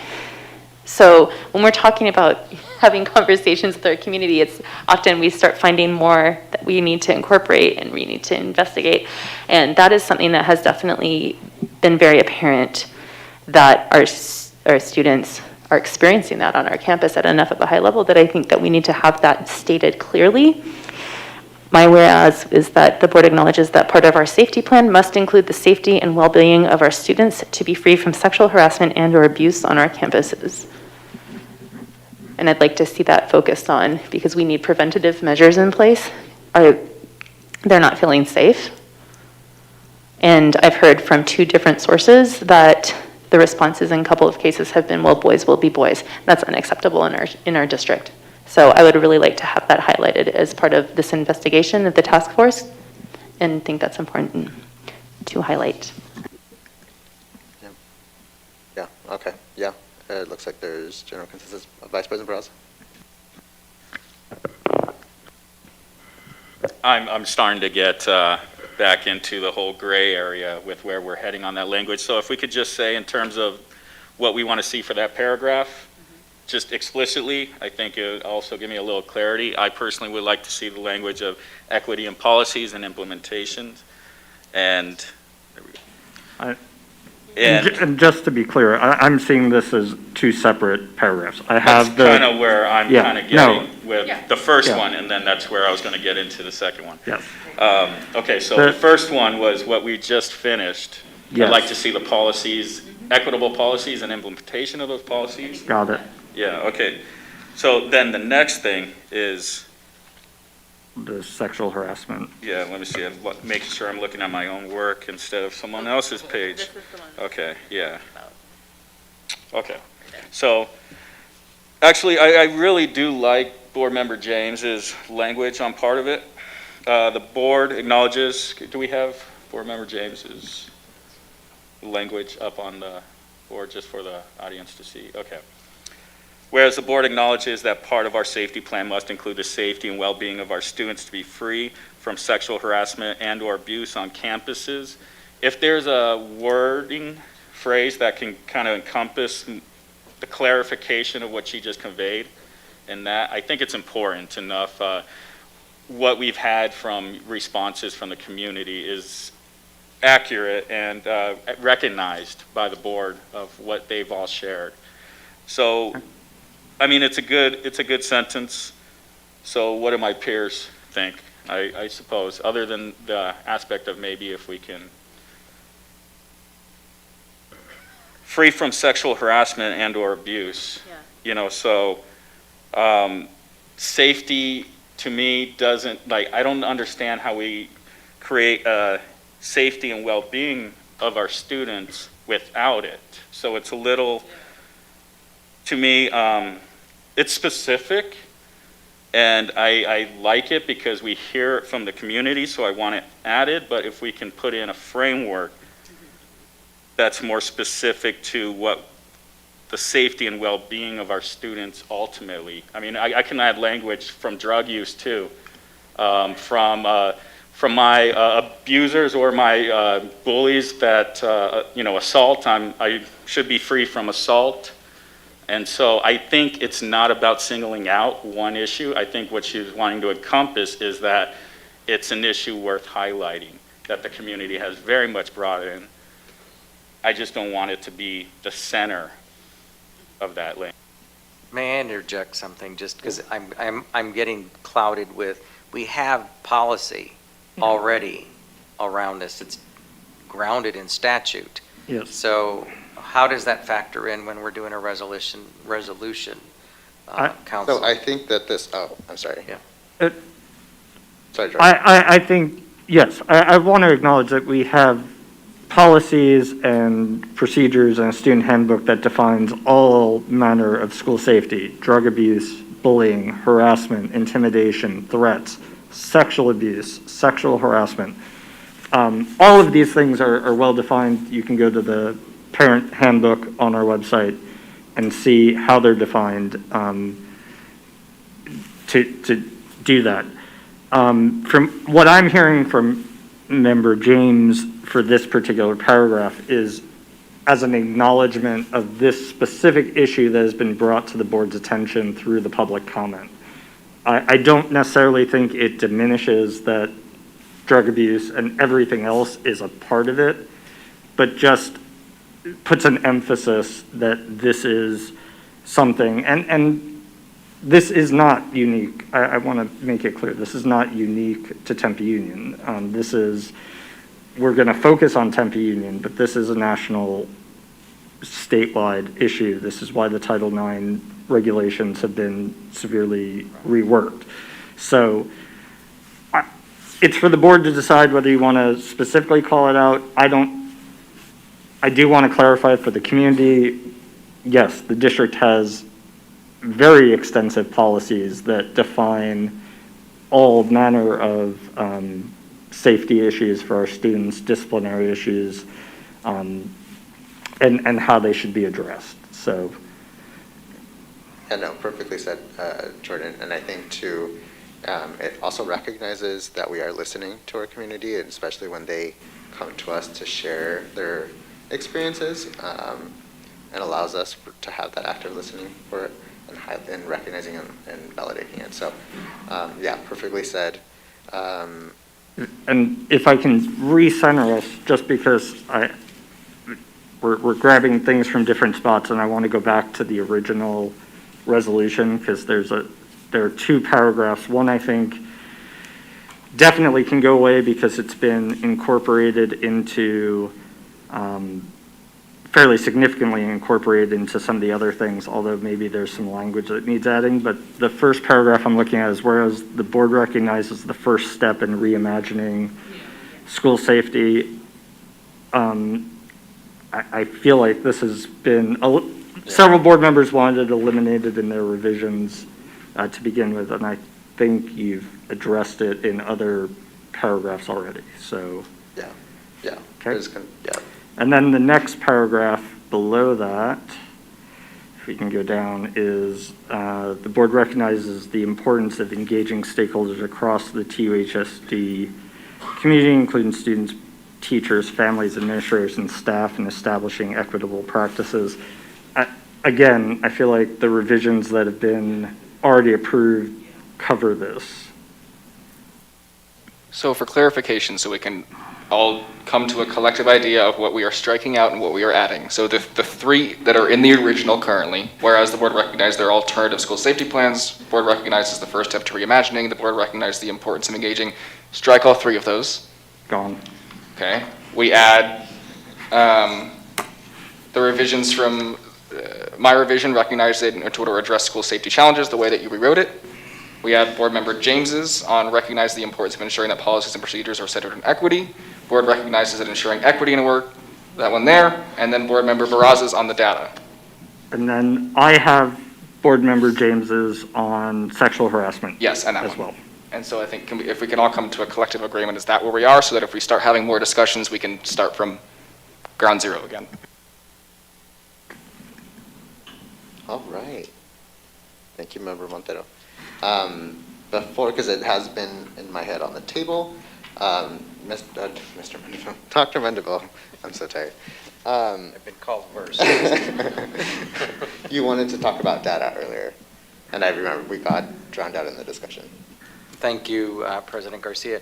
You know, I don't want to have the impression that data is not available. We actually had planned a discipline update report, and so at some point that needs to be rescheduled. We've had this to deal with, and so at that point all board members would have access to that data. So I don't want to have the impression, and I apologize if that was the impression that you received, that you didn't have the access to the data.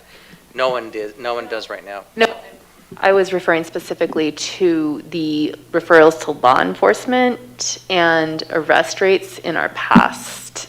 Right, and the so past few years. That's what data I'm interested in. Part of my understanding also with gathering accurate data is to understand what we have in place right now with our given data gathering sources, like through Synergy, through other sources. And so we are required by law to report by statute reportable offenses that go to the state. And so there might be a disconnect with some of what may be available out there right now. And so that is part of the report that I want to be able to present and as a team to present that information so that we do have a good starting point when we're in this discovery phase with this resolution.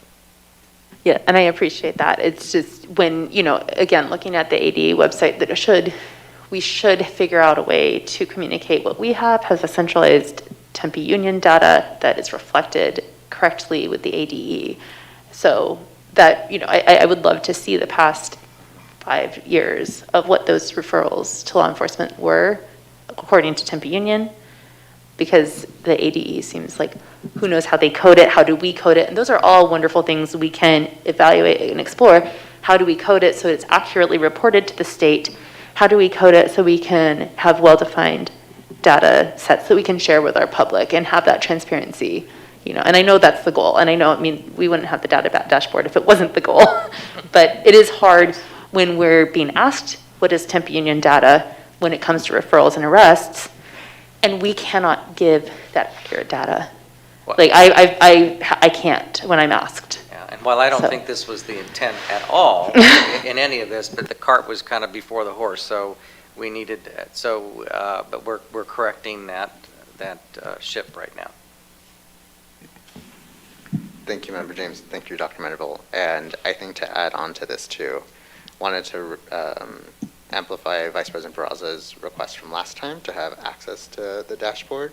Granted, it doesn't need to obviously be very specific, but I think it helps us have a better understanding about what this all looks like. And I know that y'all are working on it too, so. All right, so now that from my understanding, we're done with the whereas clauses. There's only one more in Member Barraza's proposed revisions. He added one more whereas clause. It's in that final paragraph, whereas the board recognizes that SROs have a role in social and emotional wellness and intervention, sorry, I should read it from my computer, within the multi-tiered systems of support in TUHSD. That's the final whereas clause that one of the board members proposed that has not been discussed. Vice President Barraza. I added the language for the reason that I've talked to many of our counselors, many of our staff members and community members, and actually learned more about our MTSS system model, MTSS model over the years, being a board member, and learned a lot about how they are interconnected with CARE 7, whereas they're advocates in the courtroom, and whereas there's so many roles that they're tied into with our MTSS process. So this was more about a statement of fact and not a statement of personal opinion. It's just that they have a role in our MTSS system towards intervention and safety. And we heard from some services here tonight, individuals from services that said that that's absolutely true. So it's more of a statement of fact, of acknowledgement. Other than that, that's all I have. Thank you, Vice President Barraza. Board members?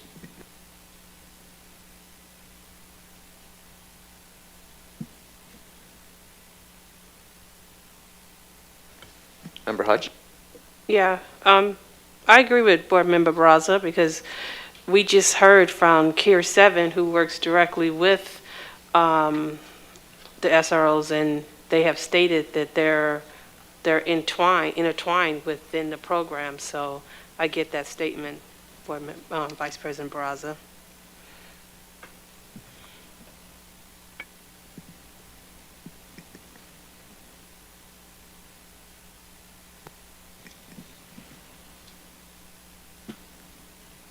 Board members?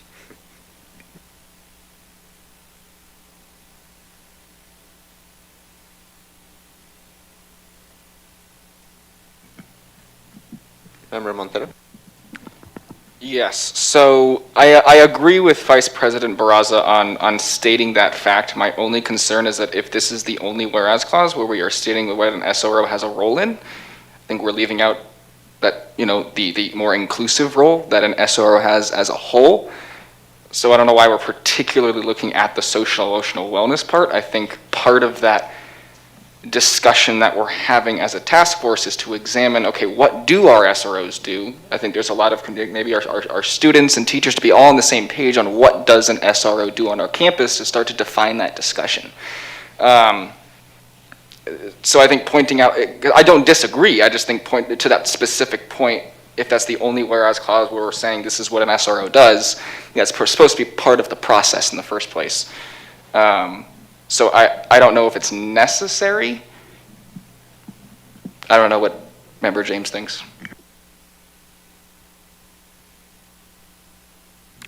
I guess it's kind of along the lines of what we were talking about with my amendment for the sexual harassment, Mr. Lal, getting into the weeds of safety, into the weeds of what an SRO does on our campuses, just what is the necessity along those lines of incorporating that.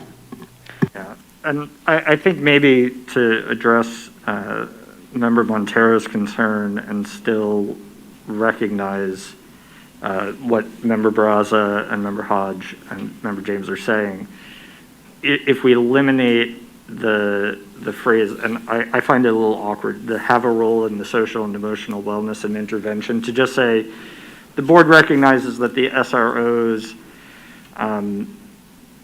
are a part of the district's multi-tiered systems of support in TUHSD to support our students. Something to that nature makes it more of a statement of fact, less pigeonholed. I would agree with that. I'd be fine with that. Vice President Barraza. I agree with that. I appreciate that. It's about a statement of fact about them being a part of our MTSS system, and to eliminate any emotional aspect, so that sounds way cleaner. Thank you. I agree too. All right, now we have included the whereas clauses. So let's go into the therefore be it resolved.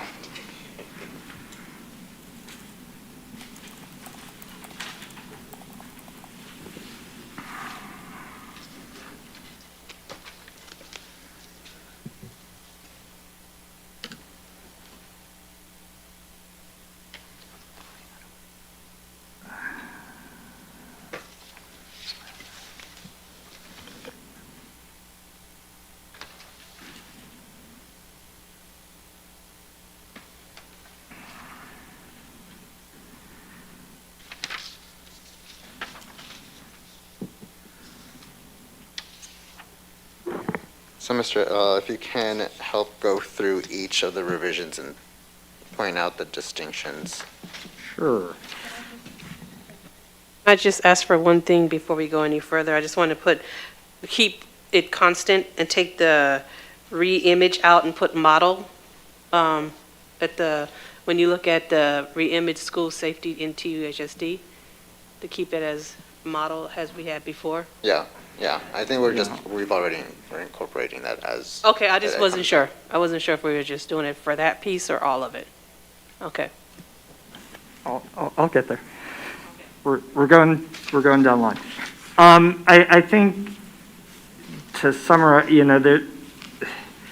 a lot of board members approach this in different ways. I think there was a few attempts to just simplify it, directing the superintendent to seek various models of equitable school safety plans. That primarily comes from board member, Vice President Barraza. Member James, again, exploring a range of model school safety plans to be considered by the board with community input. I think if we looked at Member Hodges' revisions, utilizing the TUHSD decision-making process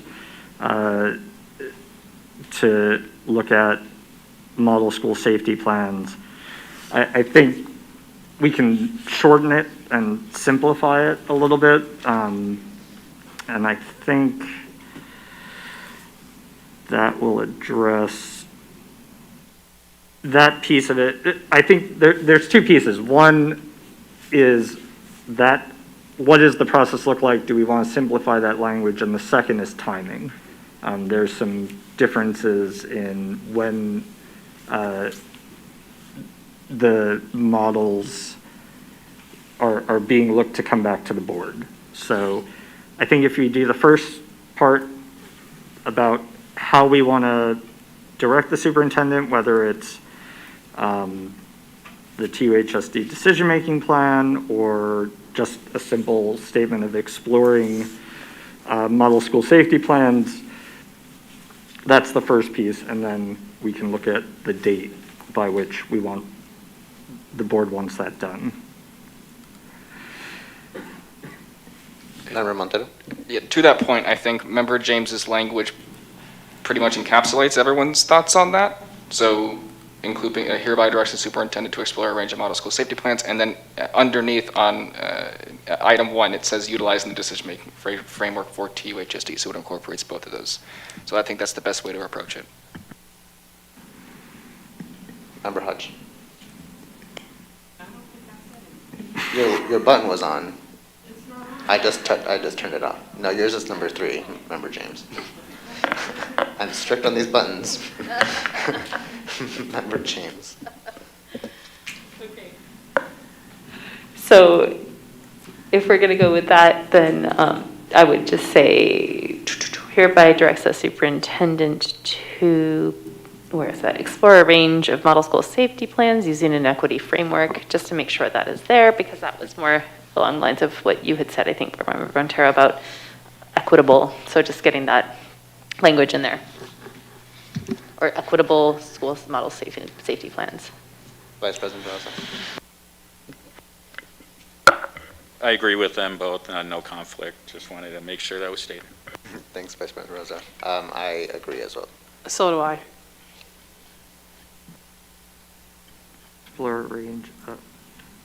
So if you can, yes, confirm for.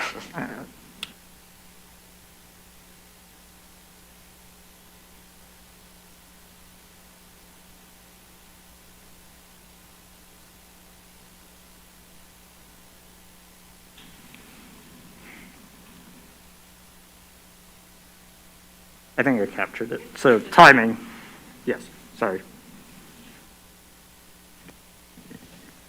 And I would just point out that I know the principals had noted that July 1st, 2022 is too late to really make changes for the 2022-23 school year.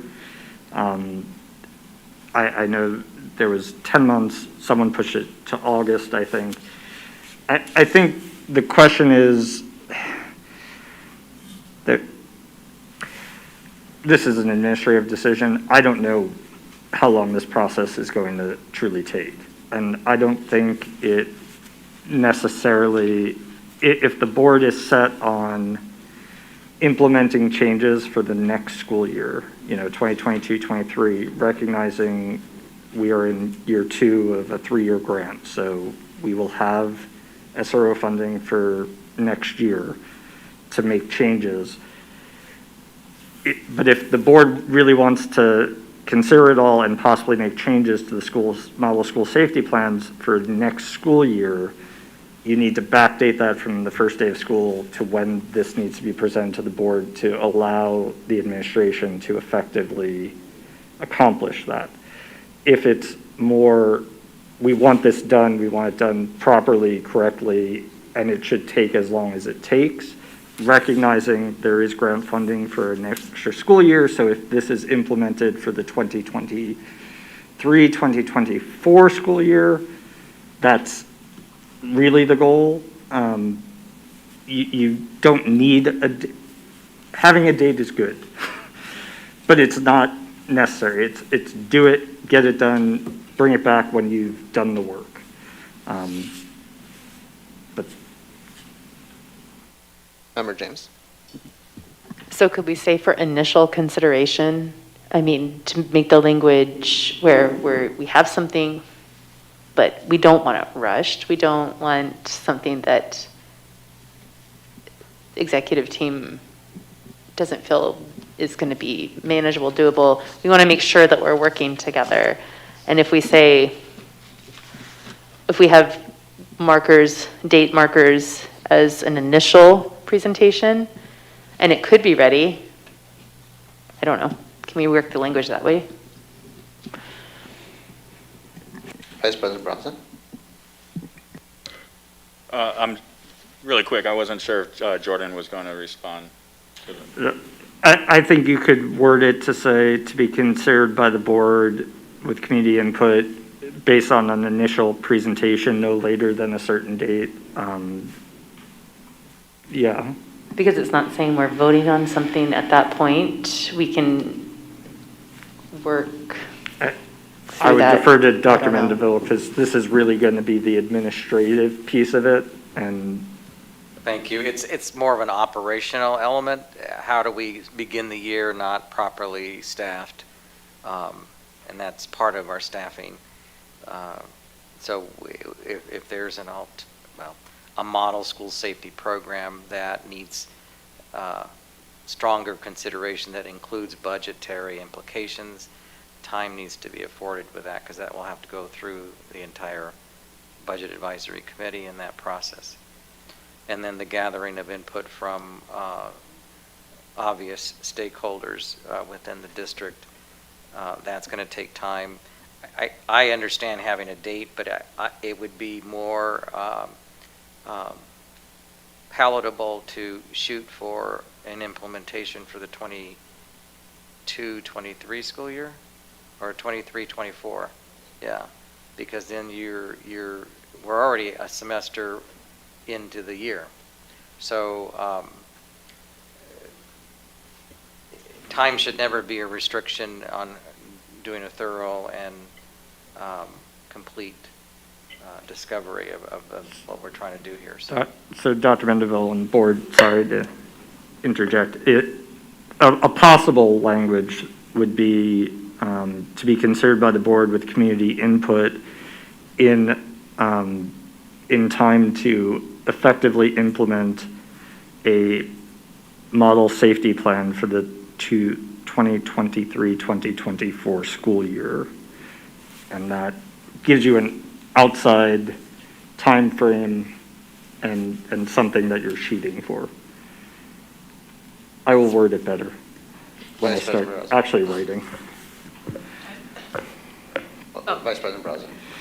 So I believe the sentiment ultimately is that we want to see something at some point, and establishing a deadline or at least an explicit date puts that into a context. Could we potentially, board members, consider saying something with, such and such considered by the board? Not considered, but regular updates every 90 days to the board, the work that's being conducted in some respect.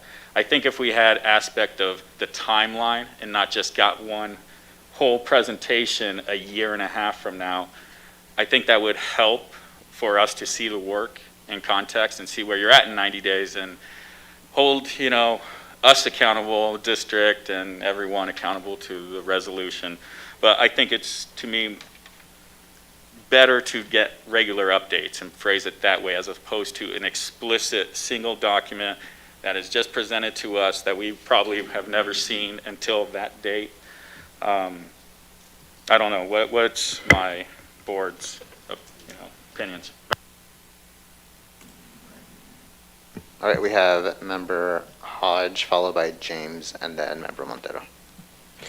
Okay, I can agree to the 2023-24 school year, but I'm with Vice President Barraza. I think not only just for us as a board, I think our community needs to know exactly where we're at in this process too, because they are invested in it also. So I think we should be given like some types of updates on it, so it doesn't just come at one blur at one time. I think that we need to let them understand that we are working on it and give updates to where we're at in this. So it's not just a board update, it's a community update for everyone.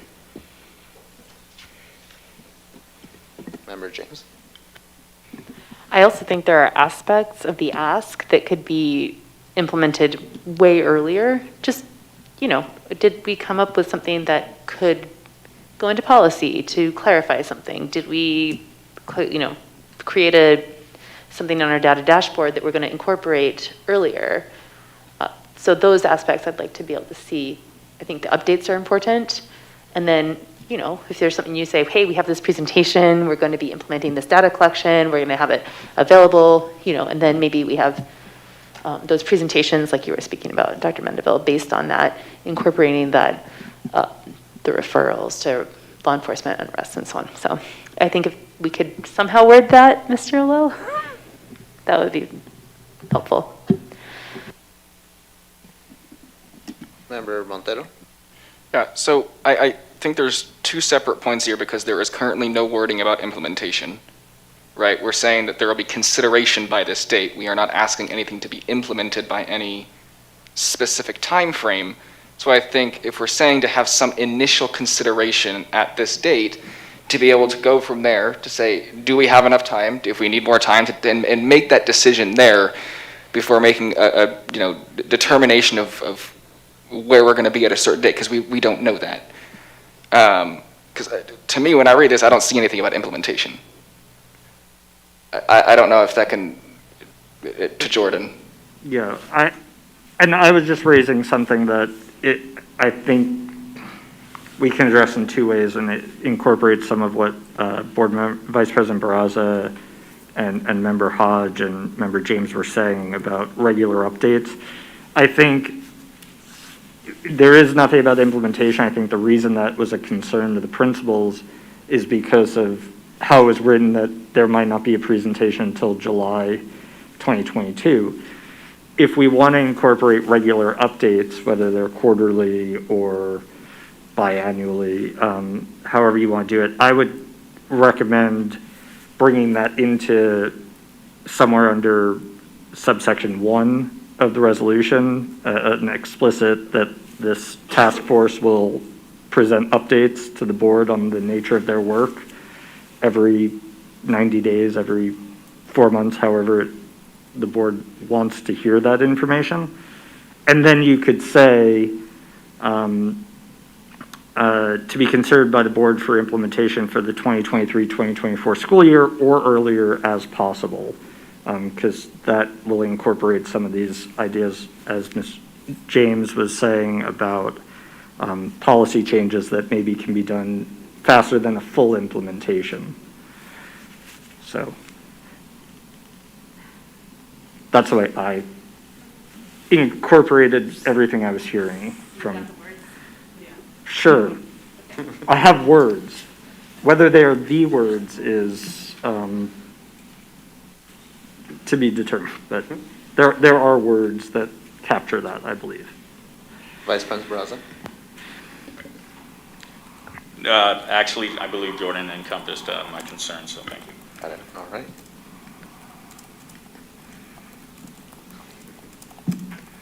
All right, board members. Any other discussion? We're good. Okay. All right. So at this time, Jordan, is there anything else you need from the board before we recess so you can? Oh yes.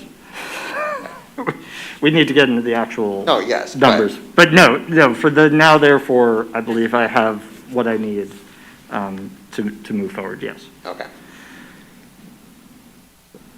Vice President Barraza? Just real quick, a question for Jordan, more or less about the definition of task force. In my notes, put ad hoc committee only because for me, I notice it is stated in policy as BDF, advisory committees. So that's why I use that language. I looked for task force language, so I didn't see it in policy. What's your thoughts on that? And the reason why I put ad hoc committee as an advisory committee is because it has very specific policies and requirements in order for us to establish that conversation in the equitable lens with dates, written specific purpose, and the termination aspect into it. So for me, that's kind of why I put the ad hoc aspect, is because it'll be required to give dates, goals, members, and all in a transparent process for our community members. Yeah, Vice President Barraza, to that point, I really like that revision.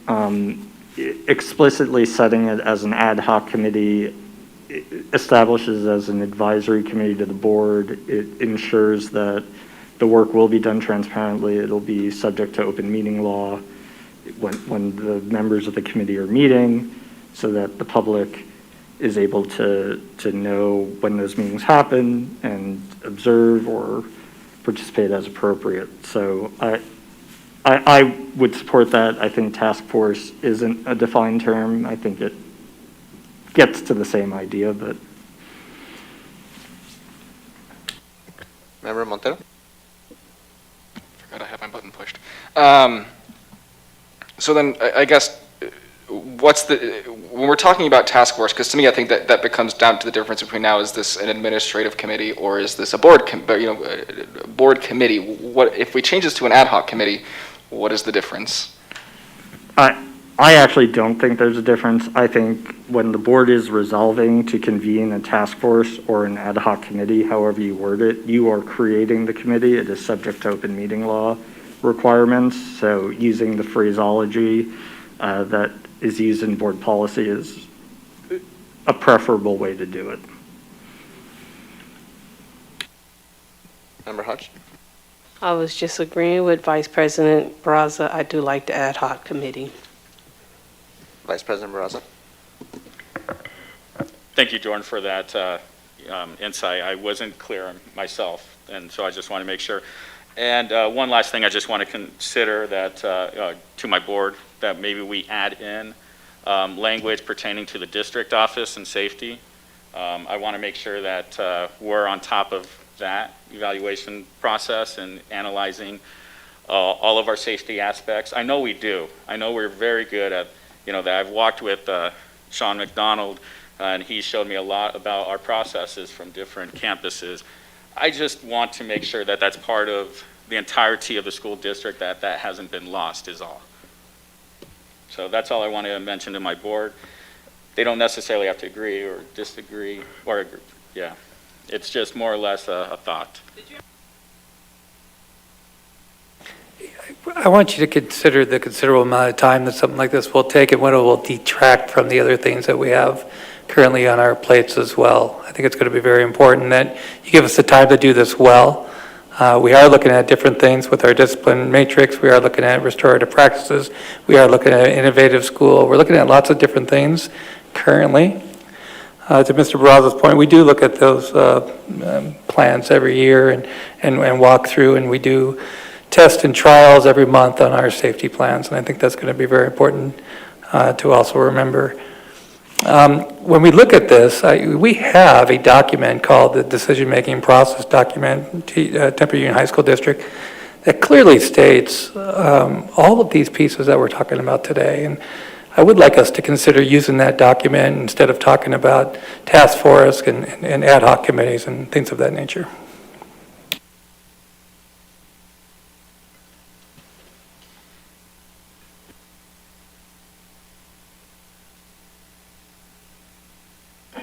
Thank you for that information, Mr. McDonald. I'm just been listening because it is a little overwhelming, and I like the fact that if we don't have a time set, because it allows us to take the time that's appropriate to study this properly and to report out, because this is involving already. We are already, to Mr. McDonald's point, in our year one of mindset in restorative practices. And that is a messy and very complicated endeavor in this district, but we're charged to do it because it is the right thing, and we are looking at changing the culture of how we look at student behavior and discipline and that kind of a thing. So that in itself is a big deal. There's a lot of overlapping elements to this, so I think that would be good in that we to Member James and Vice President Barraza's point with regard to data and having that data, because we never had a dashboard, and we just embarked on that this year. It took 3 years to develop, and it's still going to take time to input a lot of the data that's made available to us. So there's a lot of moving parts that I think could fit in nicely with this work. I think part of my task as the superintendent, your employee, is to assemble all the moving parts and then determine how that's going to pan out throughout the rest of this semester, next semester really, and into the summer and into, because our work continues monthly, it's ongoing, and into next year. I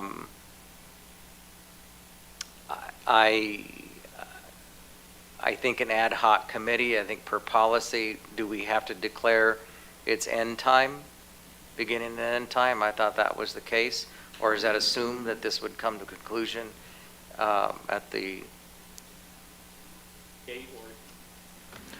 I'm looking at the policy right now, Dr. Mendeville, since I brought up the whole aspect.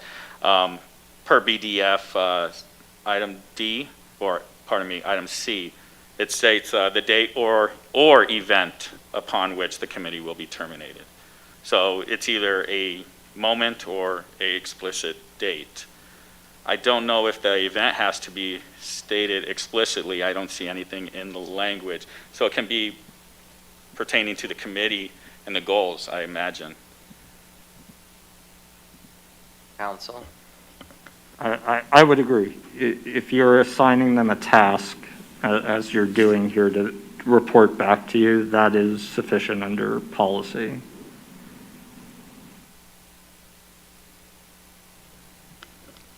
I agree with you. I hate a date to set for the goals, especially if when you start getting deeper into the discussions, you start opening up other discussions and other issues that you see that were a part of the outlining issue. And that's why I think the policy aspect is considerate of that, is a date or an event, so as to ensure that maybe a set date doesn't hinder the committee and bring forth a unproductive goal because the date is coming close. Did we include the decision-making process model in language? I think we did. So that's inherent. So that's a good thing. That's inherent with that. I also think to a previous, I think in some of the readings of the edits that we talked that some of the details within this proposed version, revised version, talks about those elements to even refine and strengthen that decision-making process further. Am I correct in that?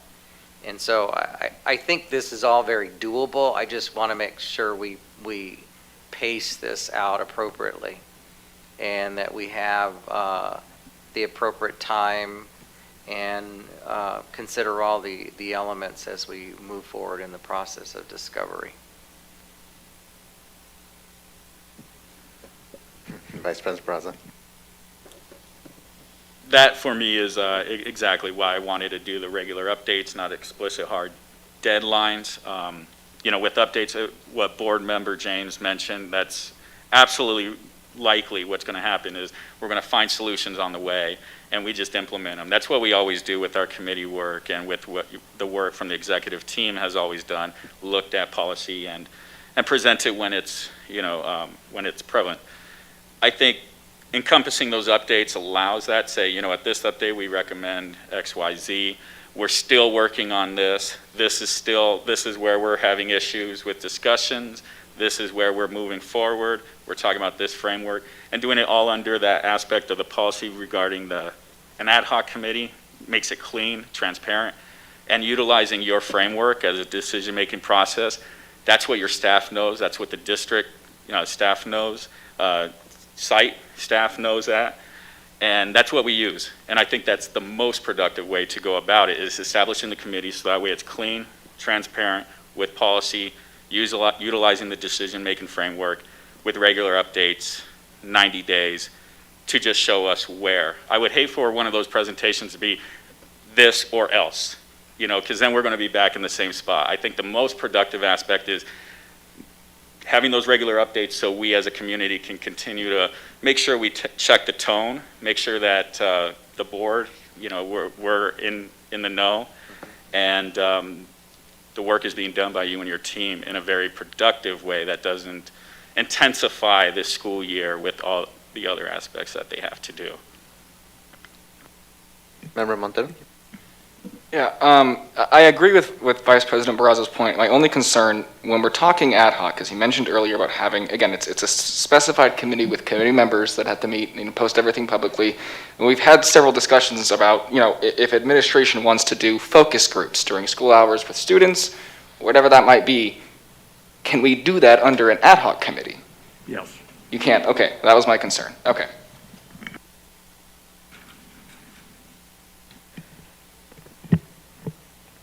So for me, I would appreciate quarterly updates, because that way it allows us to have kind of a balanced approach and kind of just know and develop the path. Yes, exactly, and allow us to have that roadmap and you know, provide comments or questions along the way. But I think to add another layer of transparency, I think it would help to, and I'm not sure if this is something that board docs could allow, but I know how, generally speaking, with some items you can tack on, you know, what strategic goal is this connected to? I think adding a layer of that transparency of saying how these decisions have been incorporated through the decision-making process, because our community, since the time I've been on the board, that document has not been discussed, at least from my memory. Granted, it's been a pandemic and I don't member, but it is something that has been obviously raised and discussed, and I'm glad that we're including it in here. But I want us to be clear and share, obviously, with the community as to how that is. So, you know, similar to, like, let's say, consent item F9. At the very bottom, after recommended action, it has goals. Strategic goal, this is the goal that it's targeted to. And I think that could help allow all of us to be more on the same page, because that helps us understand what were the, I guess, mechanism, task, and how did we arrive here on piece 2. And I also would like to see in our board briefings how that's incorporated into non-board decisions that haven't been incorporated, that don't require board action. So that way we are aware of some of those elements. But yeah, that's all I have. Member James? And I think, Dr. Mandeville, you mentioned that if we incorporate the language of utilizing the decision-making framework for Tempe Union, that will be posted, that actual framework will be posted after this meeting on board docs, so it is a public document, right? And then, not to jump ahead, but I'm going to jump ahead for a hot second. One of my amendments includes utilizing an equity framework. So per the recommendation of Dr. Moon, so whatever that looks like would also be posted, I would assume, if we incorporate that amendment. Okay, thank you.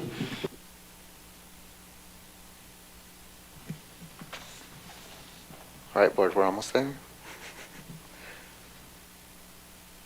All right, Mr. Hello, what else do you need, and where would you like clarification? No, we're doing well. I think in terms of the revisions where you are, we are pretty much through number 1. Member Barraza, Vice President Barraza, included language that an SRO representative from each city would be a part of the ad hoc committee. I know we haven't discussed that yet.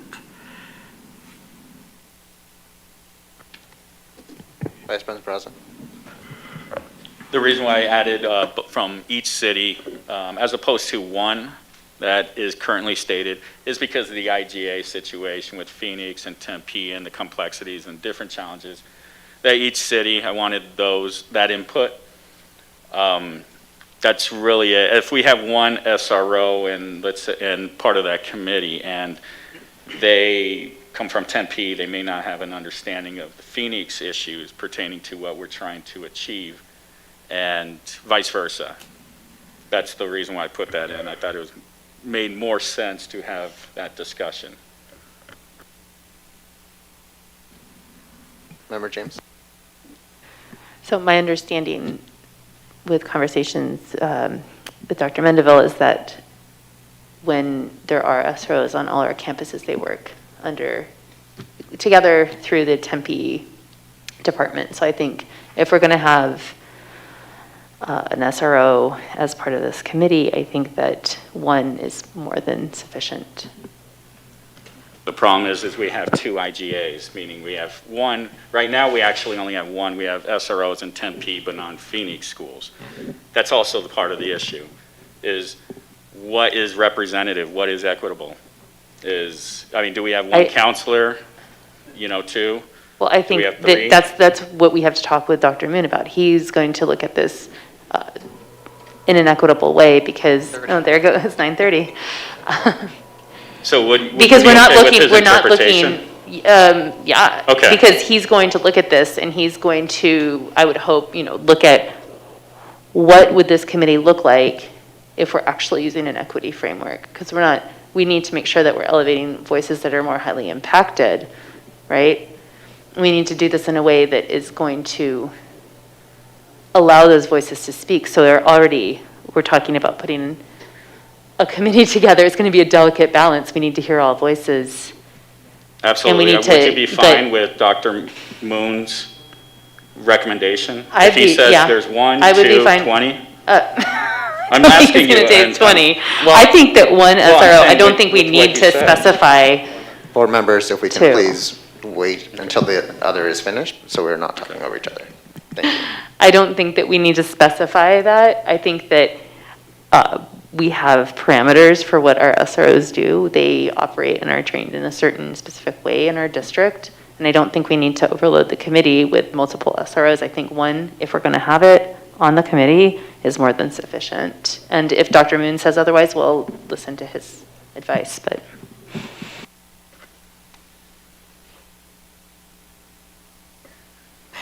May I? Yeah, you go ahead and then. Okay. I'll- I would be happy with that unless, as she said, if Dr. Moon recommends, then why don't we just do that?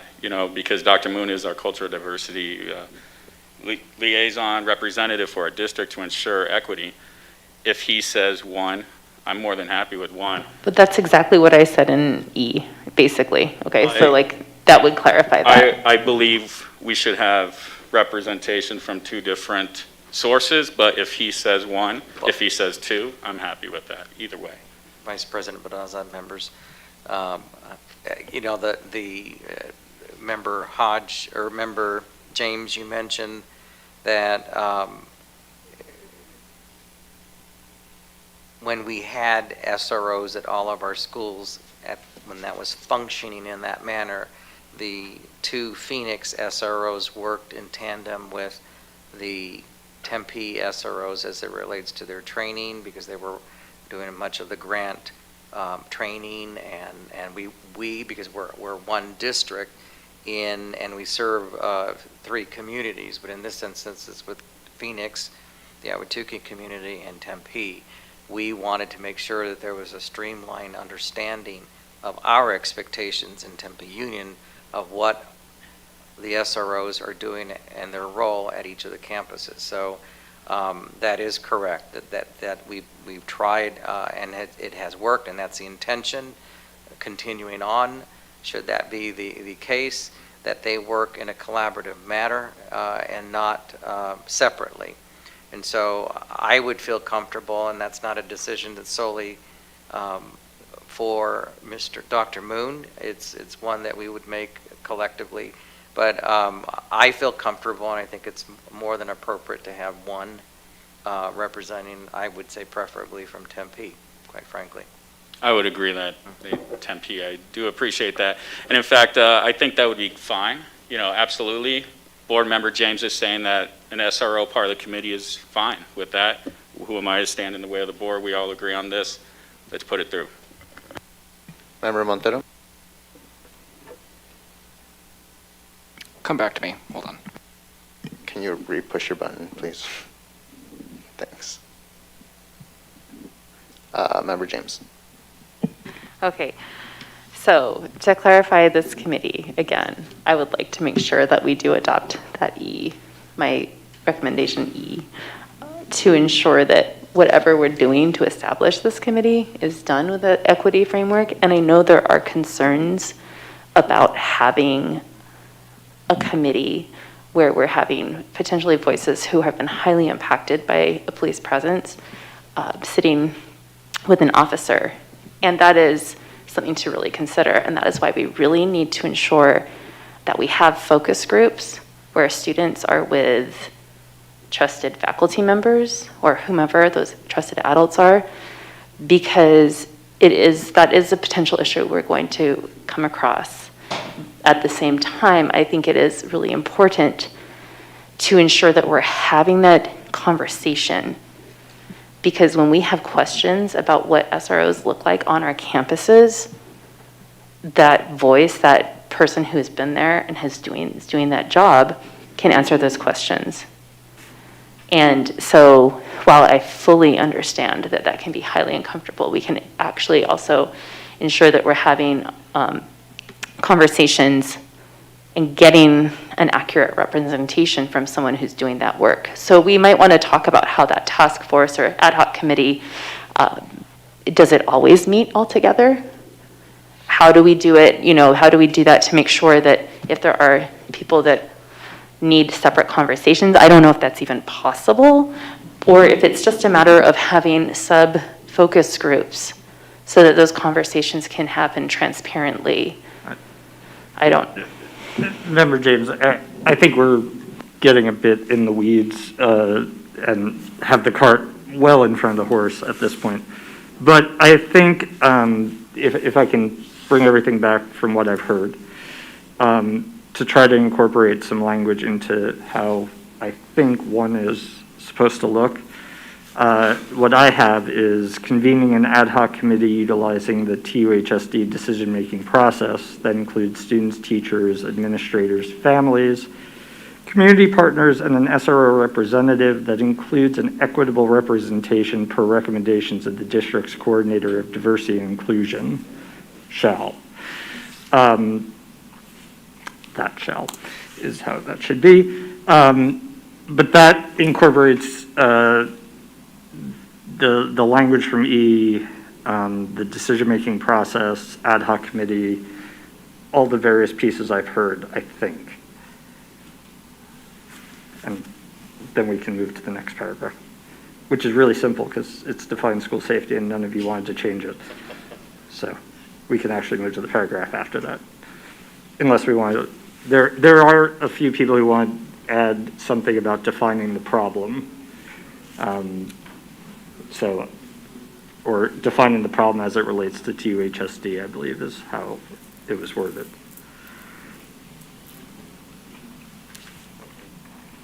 All right. Did you want to respond, Member James, or did you want to? Yeah, I guess I want to ensure that I would feel more comfortable making sure that we are going to be able to have focus groups, other conversations that aren't always just the same information. Like we had said, I think Member Montero, you clarified we can have those focus groups, right? If we have the ad hoc committee. Correct. Right? Yes. Okay. So that encompasses it enough. I mean, I understand the concern is real and it's legitimate. So, I would hope that in conversation with Dr. Moon that is also something that he will work on to make sure those conversations can be clear and transparent. That's good? Yes. All right, Member Montero? I would agree with that in keeping that language with what we have now, incorporating Member James's language on E, because I think that sets that up to make sure that we are taking that into account and whatever steps we need to take to make sure that our students are able to comfortably have those conversations is key. And I know that that'll be part of the presentation or whenever that is of what those discussions were and how they were made, so that we can make sure that was done in an inclusive and equitable way. So I'm fine with that. Vice President Barraza? Quick question, clarifying for Board Member James, are we talking about the language here? Where, just to make sure she's... And Jordan incorporated it here. Okay, so I'm looking at E of hers, and that's up there, right there. I just want to make sure. Okay, absolutely, I agree with both of them. And the reason of the ad hoc committee, again, is it's rooted in policy. And I think a lot of your concerns, Board Member James, I think you'll feel comfortable with the fact that in the policy, BDF, that establishes the advisory committee, board prior to the first meeting of each committee establishing will include but not necessarily be limited to the following: a written specific statement of purpose on the committee, dates, the extent, all meetings. We could go further in. The point is ultimately you'll have a vote. It has to be approved by the board. And so there'll be plenty of opportunity for discussion with you, Dr. Mendenville. I feel like there's a lot of concern that you have, that I have, and that we all have. And so, again, with the ad hoc committee, it just puts into a clean framework with policy and the requirement that it does go to the governing board prior to the first meeting. These guidelines shall be approved by the governing board prior to the first meeting. That's the policy verbatim. So that's where I just want to make sure that, yeah, we will absolutely get to talk to the community. The community will be able to have their input with Dr. Mendenville. I think this is the best, most exclusive, transparent, clear way we can communicate to our community. All meetings, Section C, all meetings will be open for the public attendance. That's the committee work. So All meetings will be open for public attendance on those. Notices and agendas of all meetings and committees will be posted. This is the best way to approach this issue with the community, and being transparent and doing it under the decision-making framework, I think, makes the most sense. And again, with what Board Member James said, of putting up on the board docs on the agenda, whether it's this agenda, I believe it'd have to go to that. So that way they can pull it up and download it. That's my only concern. I just want to make sure I addressed Board Member James's concern that we still have to approve it. Member Hodge. I already forgot my question, I'm sorry. It's okay. All right. Next. Moving right along. So I think the next paragraph is 1B. And I think a lot of the board members had potential revisions to this language. I've eliminated the word rigorous as per earlier discussions, but Board Member Barraza had a pretty significant strike through of some of the language.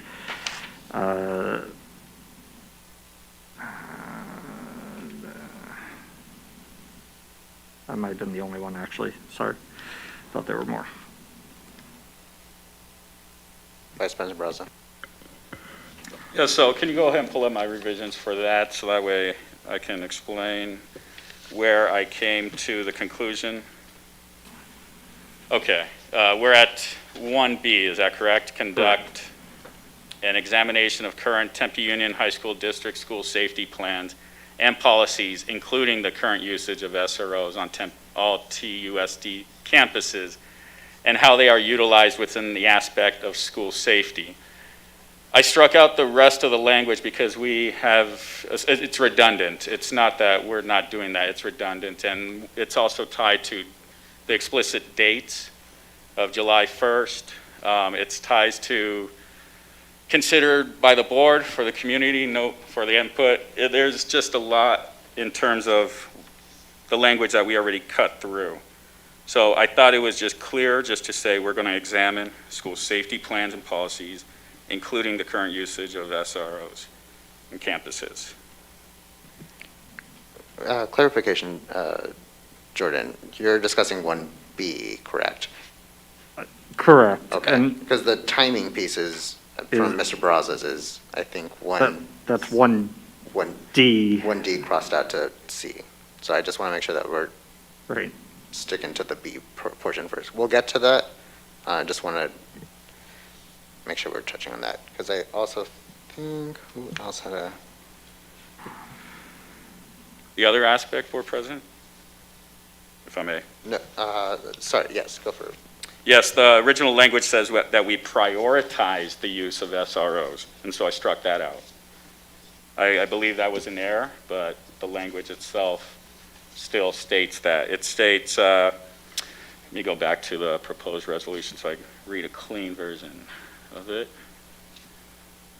It states, conduct a rigorous examination of current Tempe Union High School safety plans, including current usage of SROs on all campuses, to identify and prioritize their needs to ensure the safety of all students. I don't think that was the intent, so I struck out everything, put it into a clean language that says the school safety plans, current usage of SROs, specifically how they are involved in our safety, since this is a safety modeling document. We can always discuss disciplinary, and I'm happy to do that, but per the document, it's specific to safety, so I wanted to just make sure that.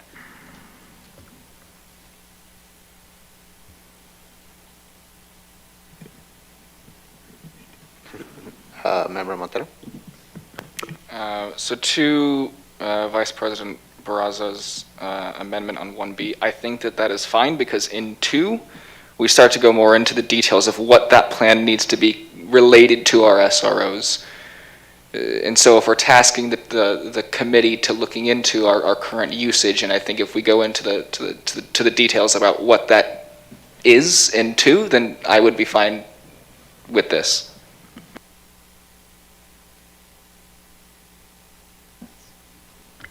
Vice President Braza? If it's a problem, I'm happy to keep the language as is. I'm just saying, we're all prioritizing. No. Okay. Don't. I'm just saying, I think the prioritization thing might be conflicting. We got it. All right, 2, or what is it, 1C now.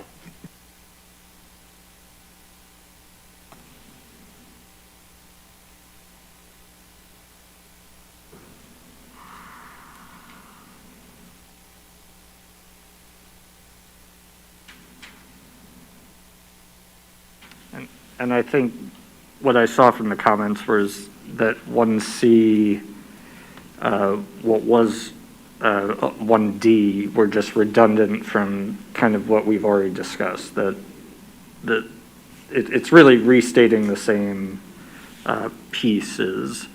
What I've added as, if we're going to eliminate 1C and 1D, which I'm not trying to make your decisions for you, I did add something that would say they would provide updates of the work of the ad hoc committee to the board at least quarterly as a statement. And I know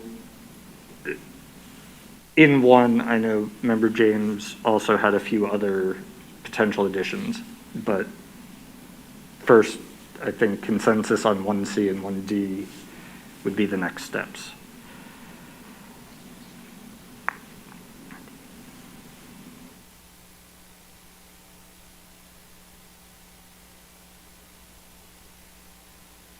I'm okay with Vice President Barraza's changes, striking it from C and D.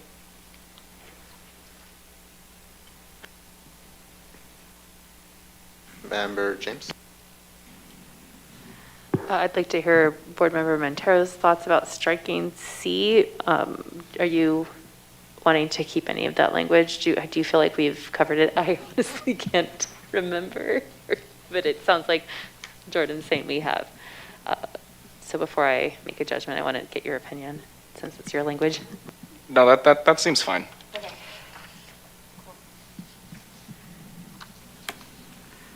All right, so now we're on number 2. Well, before we go to number 2, Member James had a few other comments. One, I think, if we have Member James's revisions pulled up, I think C, the consider results of surveys of staff, students, and community members, and Dr. Mendeville or Mr. McDonald can correct me if I'm wrong. I think that's a part of the decision-making process. So that could be redundant and not necessary here. I do think, to the points that were raised earlier when we were talking about the importance of data, that item D in Member James's revisions would be useful to include, even though I do think it's a part of the decision-making process, but calling it out would be appropriate given the focus. And then F is the last one about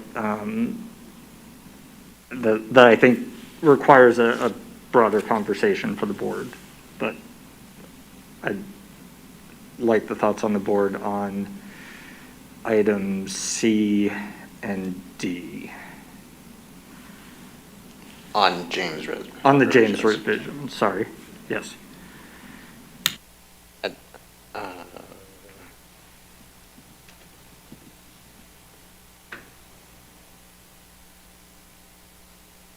Vice President Braza?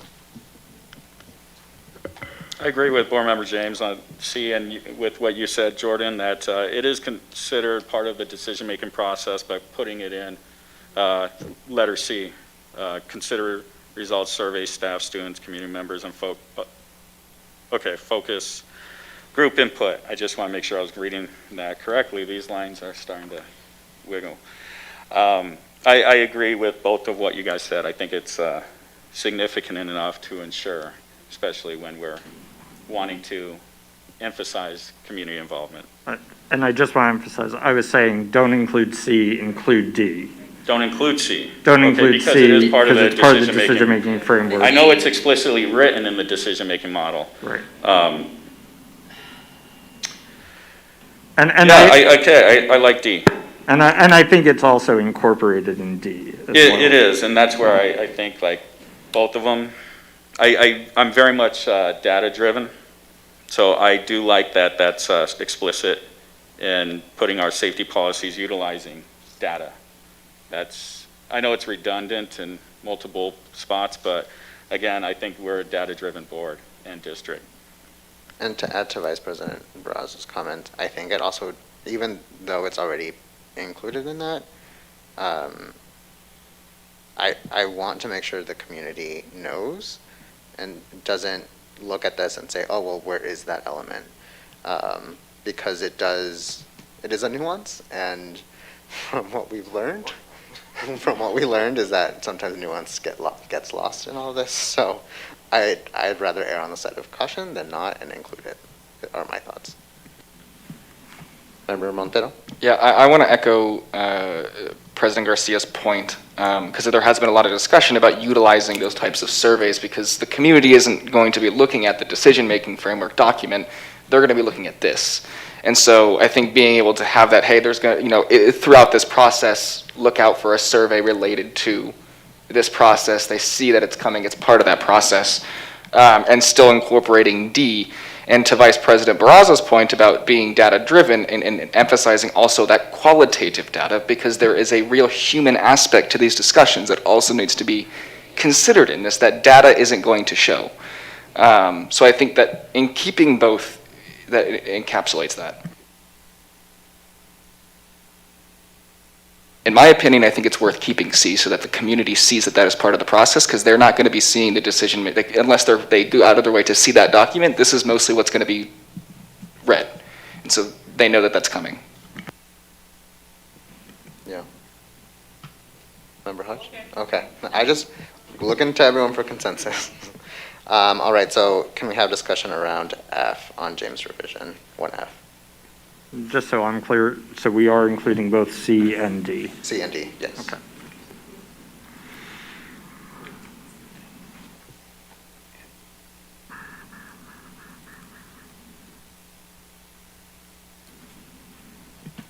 Any comments on 1F on James revision?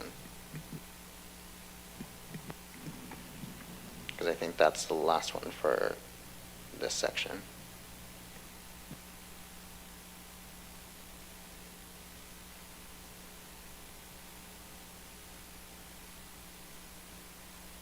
Vice President Barraza.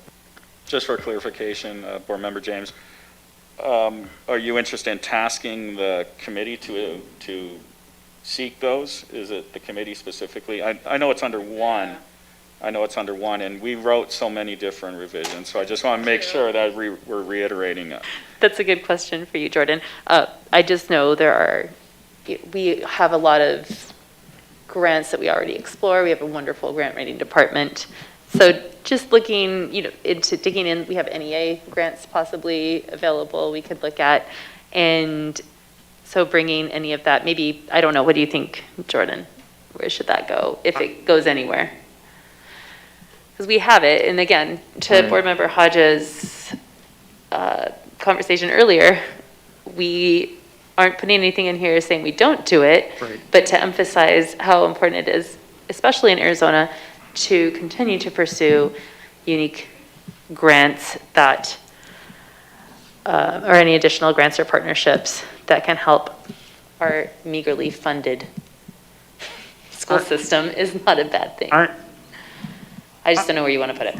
I think it would make more sense to put it as a separate numbered item as opposed to under the responsibilities of the ad hoc that you're instructing the superintendent to explore other grant opportunities, and that will be through the work of Diane Welling and other groups, knowing that that is happening otherwise, but I'll let Dr. Mendeville speak to that.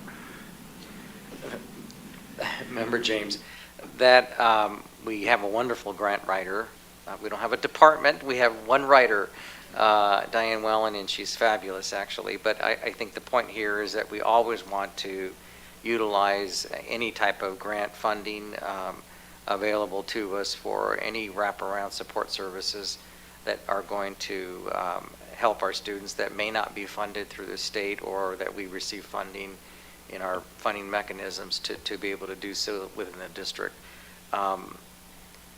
So yes, I mean, so we're always looking for ways in which we can supplement the district's resources.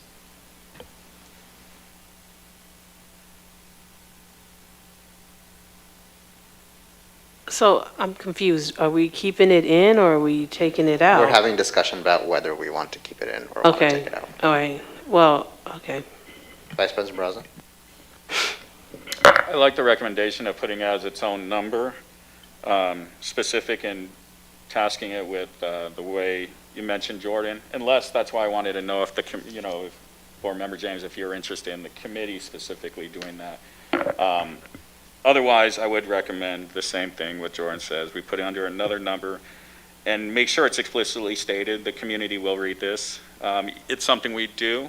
I know I'm on Committee 2 of your goals, and that's one of the aspects is to look at grants. But I also think that putting under the context of safety for our students just helps to kind of clarify the work that you're already doing and to the community and what we're wanting to see. I think a recommendation from the committee to look at grant-funded possibilities would be appropriate, but not for the committee themselves, members to write grants. I think, Yeah. And I just want to make that real clear. Thank you. And Vice President Barraza, can you share what Committee 2 is? Because I don't think. I'm sorry, can you say one? Can you share what Committee 2 is? Because I want to make sure the community understands what Committee 2 is. Okay, I don't know. My apologies. Dr. Mendeville has his personal goals for the district, and we have 5 different is it 5 committees? Well, our strategic plan. Okay, so we have 5 strategic plan committees, and I'm on part of committee number 2, and that's looking at resources for students, equitable resources, looking at how to utilize facilities.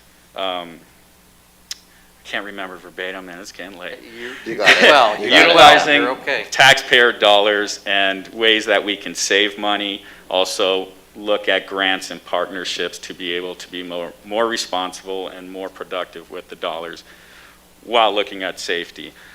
I know that's not exactly the verbatim work, but I know the committees are doing that, but it's also, if Dr. Mendeville, if you think that the committee, this particular committee, can look into and provide options for Diane, then I could say we can leave it in number 1. Otherwise, I think we should write it as another individual number. Either way, I'd like to see it stay, if that's what my board members want. Thank you, Vice President Barraza. Member Montero. I would agree with keeping it in. I just don't think it belongs under 1 because this is saying what the work of the committee is doing, and when we're talking a committee of students, staff, whatnot, I don't think that their job is to be exploring grants. We have a grant writer who does a fantastic job to do just that. And so keeping it in still says, this is what we're prioritizing to explore that, but it should not be a specific role of that committee. Member Hodge. Yeah, that's what I agree with that. I don't think it should be a part of the committee work, but I do think it can stand off by itself in its own sentence. Its own paragraph. Jordan, did we have a previous section where that could fit in when it came to looking at alternative resources? Because, we're always looking at grant funding for a variety of reasons, and so if you, just a thought. Yeah. Because I think it's important to keep that right in the appropriate spot. I think you could put it into what is currently number 3 of the draft resolution, but I think several board members have recommended removing 3 entirely as redundant. So I think just taking just the grant piece and separating it would be the cleanest way to do it. Okay. So So I think with that said, we're up to number 2. And a lot of very similar revisions to the initial paragraph, and then A, B, and C each got different comments, so.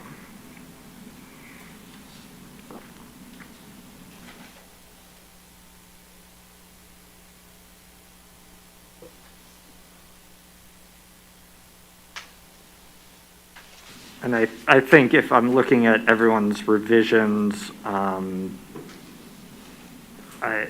think that Member James's revision captures, based on what we've already done, captures everyone else's revisions as well to this, with the change from task force to committee.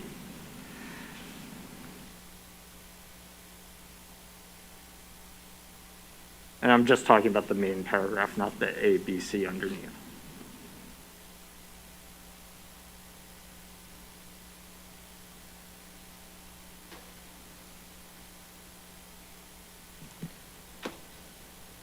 All right, governing board.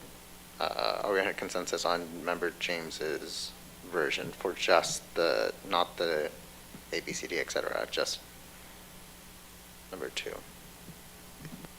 Member Montero? Yes, as long as C is included.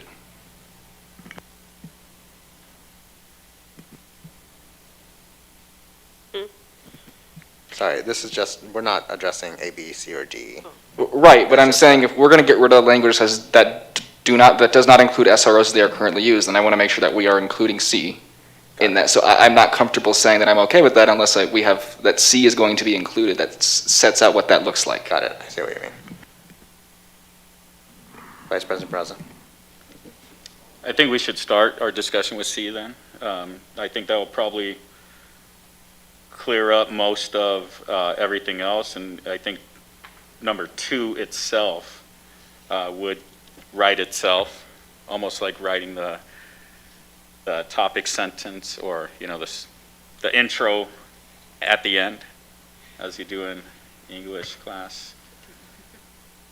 So I think if we address C now, I think number 2 would be addressed. But I'm good with, just for record, I'm good with Board Member James's language for number 2. Member Hutch? Yes, I'm in agreement. I like how she worded it. It's almost similar, almost to the word, to what I had too, so yes.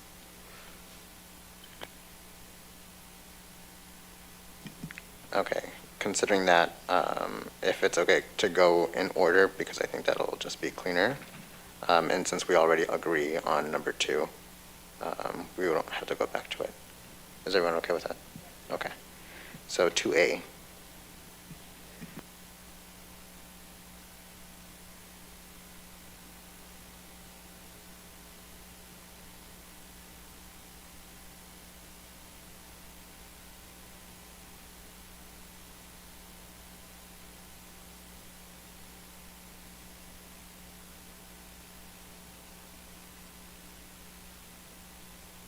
Member Montero.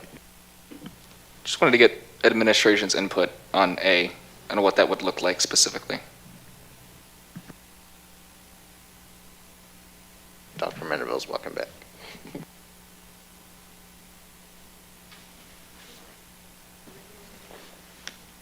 Can you put the original one up, Jordan? Yeah. Chris? Thank you.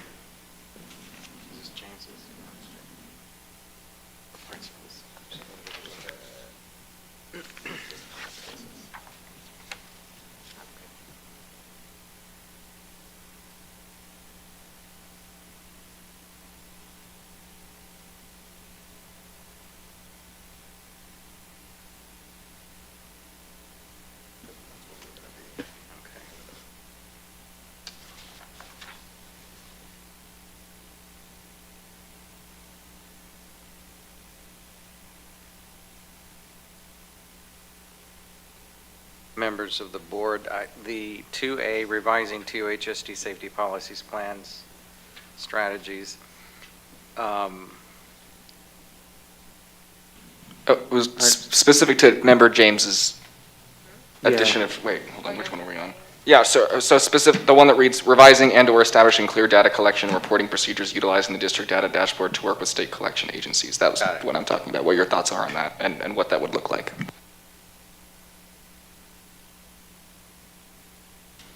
Okay, now, because it's looking at 2A, which you've already, all right.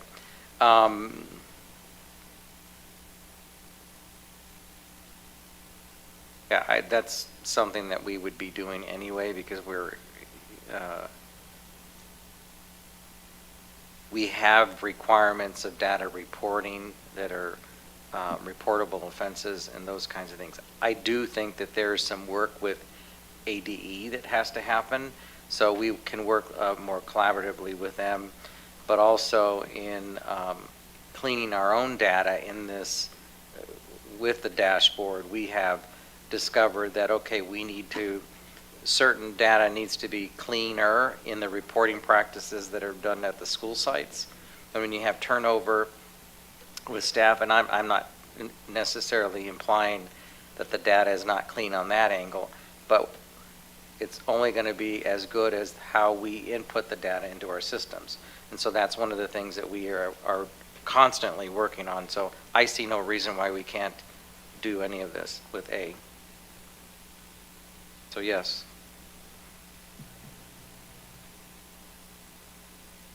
Member James, just so I understand the intent behind the draft for 2A, is this related to, and I guess to illustrate the point, obviously ADE has certain data requirements, right, and how we tag our code. And what that reports obviously is integrated in our system because we're required to do it. Now, is this related to capturing data that isn't already required by ADE to help us better understand? Or I guess if you can help. Yeah, clarify. that's a really good clarification. Okay, I'm trying to read with my old lady eyes here. Seen under establishing. Hold on, I got it. Yeah. Procedures. Yeah, okay. So I think that would be a good clarification to include would be, because I don't want to just make it, to be in compliance, so that it's consistent with our data and what ADE collects, because I think we can do a much more in-depth look into the data than is required to report to ADE. We know there's inconsistencies with that reporting, so I'd like to clarify that, make sure we're coding things correctly, whatever data we have, if we have X number of referrals to law enforcement, we're ensuring that it's coded to ADE, however that works, so it's reflective there accurately. But I think also there is room in there to dig a little deeper and disaggregate our data as a district as well. So I don't know how we would word that, but I think that would be a good addition. That makes sense at 10 o'clock. If I may, I would say just establishing clear data collection and reporting procedures, because it very well may be that the reporting requirements that are in place are appropriate. We just need to understand what it is that we're reporting and do it better. I mean, that could very well be the outcome, but we won't know that until we look at this. So I think if we're establishing clear data collection and reporting procedures, some of those are going to be state and referenced and, those requirements, and others are going to be with what we collect within our own system. Vice President Braza. I have no concern over it. I agree with you both. I think it's important. So is it, okay, we'll keep it. Thank you. So, if we're moving on, 2B for the James revision, if we're going in order there, is the revising and or establishing procedures and protocols that keep students safe from sexual harassment and or abuse. And I think my take, based on the earlier conversation where we were talking about including this in the whereas, we do have procedures and protocols about sexual abuse. And I don't necessarily think in this portion, it's worth calling out because they're going to be looking at the entirety of the school safety plan, and calling it out here makes it seem as if these policies and protocols don't exist, and they very much do. Right, I totally understand that. Yeah, that makes total sense. I know they exist. Obviously, we need to address a lot. We need to make sure there are preventative measures in place and so on. There are things we can do. So I don't know if the previous inclusion was enough, but I would really like to see something drastic done because the number of calls and emails we've had this month has been horrifying.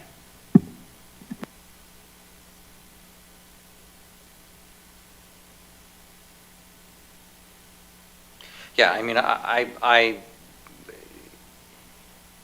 part of that whole process involves reporting. People need to say something. People need to feel comfortable in talking to whomever they believe to be trustworthy with that information. Hence the importance of relationship building with your students, whether that's teacher or the cafeteria worker, the bus driver, whoever it might be, but you've got to feel comfortable to tell someone. And it should start at home as well. And then that's reported to us.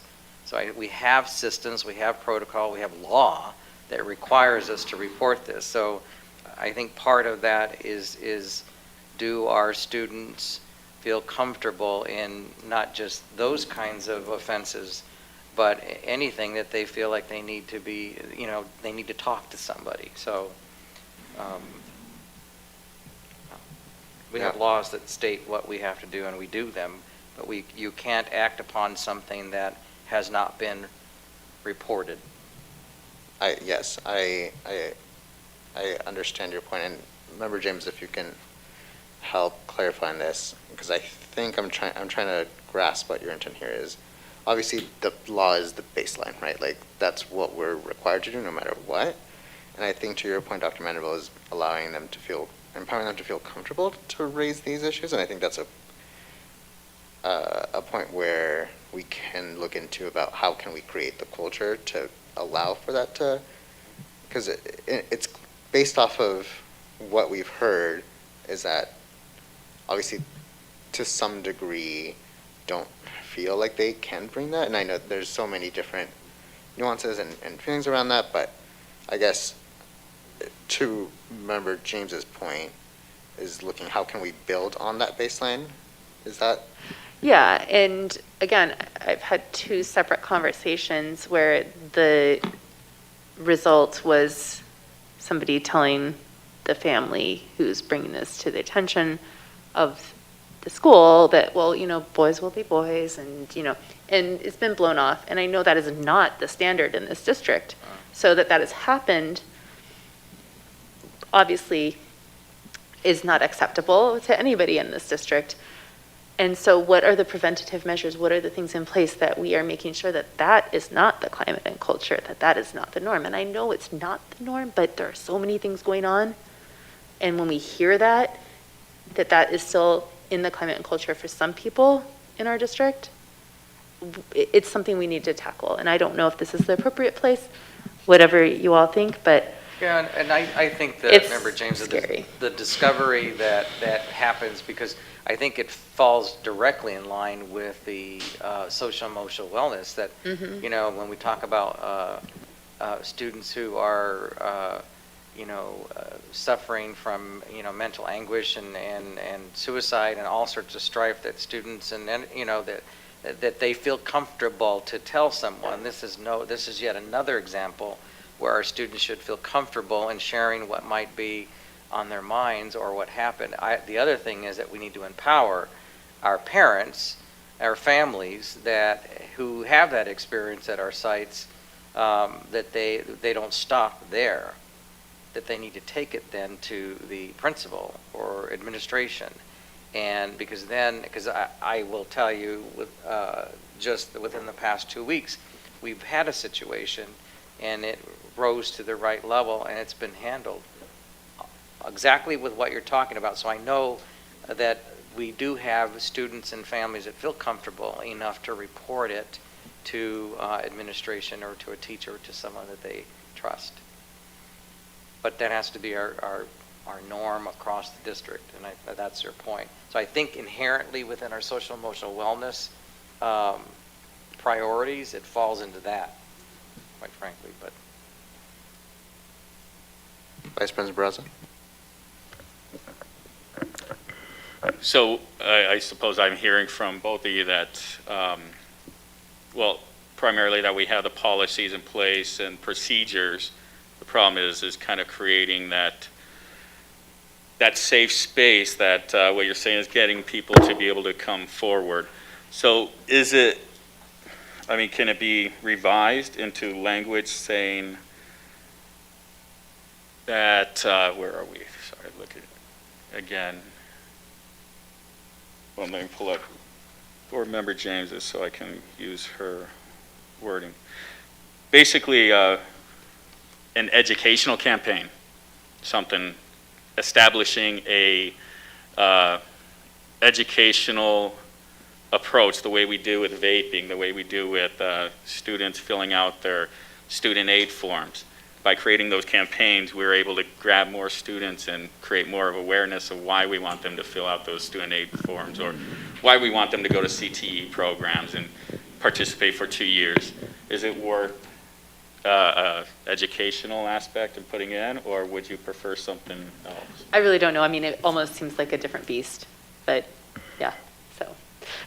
you know what I gather from this is that there's a heightened sense of awareness that we need to just put our eyes on that, because we have procedures, we have laws, we have statute that guide this, that we are required to respond, and we have policies. So there isn't necessarily anything that we have to establish new procedures or protocols, but we've got to create that environment where people can feel safe to express what concerns may be on their mind, regardless of if it's any sexual harassment or a bullying or abuse or use of drugs, or it's okay to tell someone if you're struggling with something like So that. then how, we highlighted it in the whereas. I would love an update of, to have this be a focus of the committee in some way, as we would have, bullying or drug use or whatever other safety conversations we have, and ensure that we do have ideas from the community, especially our students, who have good insight into what is going on in our campuses that might not be getting reported, and they're going to come up with the best ideas. But I think that just ensuring that we have Most certainly. We have a way to tackle that and work on establishing that climate and culture and empowerment of our students to report and go to the right people and know who's there to work with them. Okay, I want to add on to what you're saying. I also want to make sure that we have a protocol that we follow up, and we don't have that data. So what happens to them if something happens? Where's the, who has it? Where does it end? Where does it begin? Is it a follow-up in 6 months, 3 months? Because it could be something. So I get what you're saying. I think we do need that could be a part of the But we're defining. making assumptions that does not happen. Yeah, well, that's true. So our Care 7 folks can probably attest to their format and their protocol, because they deal with that. What if they're not reporting to Care 7? So what if they report to somebody else different? What I'm suggesting is that we do have follow-up, even with our counselors. In the situation that I briefly alluded to earlier, there is follow-up with that. We have processes that ensure that there's a follow-up. You can't just drop a bomb here and then let it explode and not do anything about it. And so I want to just caution that our support staff, those MTSS team members, they do a very good job of following up with that. But we have to first be told or informed, and I think we need to go back to that.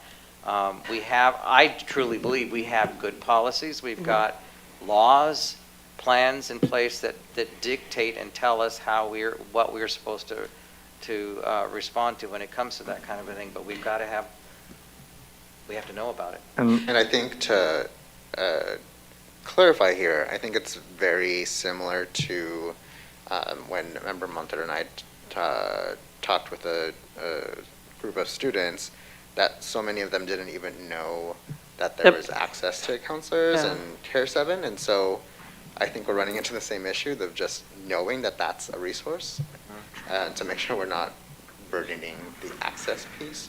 So I think adding to, or clarifying to some level that is, or some illustration of what that looks like so folks are aware of it, because I think, being informed is one of the most important things, and if you're not informed and don't have access to that information, then it just falls through the wayside. That's what I meant by that, Dr. Mendeville, because even with our student at the last board meeting, she said, I don't feel comfortable talking to anyone else but the SRO. So somehow she doesn't know, or she doesn't have information about our Care 7 or whatever else we have. So that's what I'm saying. She said there was no follow-up. And I feel unsafe with, being at school now because I don't have my SRO. I'm just saying, maybe even if there is a protocol, I'm President Garcia, some of our kids just don't know it. So maybe we need to make that more clear, or I don't know, because there are kids who are saying that they don't know who to report what to. Yes. Dr. Wilson. I just, on this topic, would like to add that our students all see a district video at the beginning of the year which addresses these things. We also have posters at every school in the 5 common areas. Please don't ask me where those are, but I know front office, library, cafeteria, and there's a form there. As it relates to sexual harassment or anything sexual abuse behaviors among students, I am your district's Title IX coordinator, and so I am notified, and I directly step in and talk to parents and send them the formal complaint form if they would like to move forward. But I also want to note that is as Jordanella will tell you, it is a lengthy process, and it has to go through an investigation, and there is nothing punitive until that investigation is final. We work on supportive measures to try to navigate that, and sometimes that's difficult for families to understand, but that is the legal way that we have to navigate that. But I'm happy to share more about that at another time if you have questions. Thank you. And if I can, just because I think we're way, way into the weeds here, to Member James's point and this paragraph that we're considering, I do think, given the statement in the recitals, the whereas statement, when you look at what's in D on the screen, a lot of this is being captured in that. They're going to be looking at the safety policies plans with strategies for enhancing student learning, safety, well-being through additional social, emotional supports. I think a lot of what I'm hearing board members talk about is encompassed in that language already.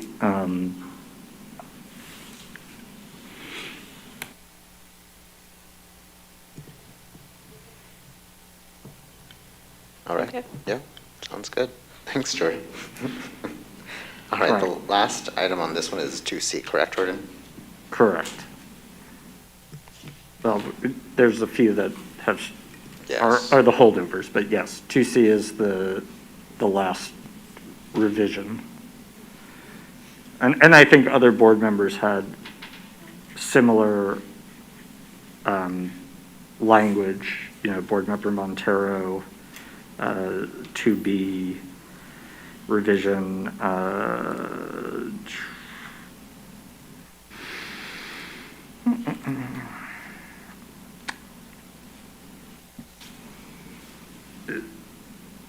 Board Member Barraza's 2B revision. So I think looking at all those together as we're trying to finalize this language.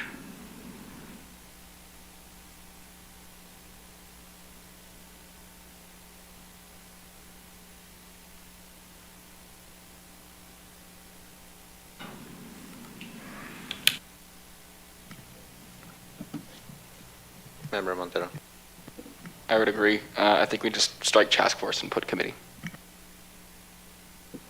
it says task force, so if we got rid of that earlier, then just make it consistent with the rest. I already did that.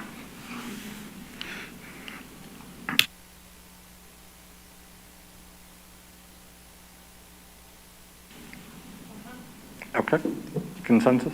Yeah. So then we get to what is, if we go back to the original draft, it would be paragraph 2B and C that are still, and I think a lot of the revisions from various board members struck or significantly changed 2B. And I know some of that, I wanted to comment that some of that, the nature of the IGAs, particularly when they're grant funded, is set. There's a requirement to have IGAs with local law enforcement. It's a requirement of the grant. And we've tried very hard to draft those in such a way that it either just tracks the grant requirements or it minimizes the role of the police officers, clarifies that the SROs are not involved in discipline issues and things of that nature. So I'm not sure what is the current draft B is necessary. And then, yeah, I'll leave it then, and then we can go to C.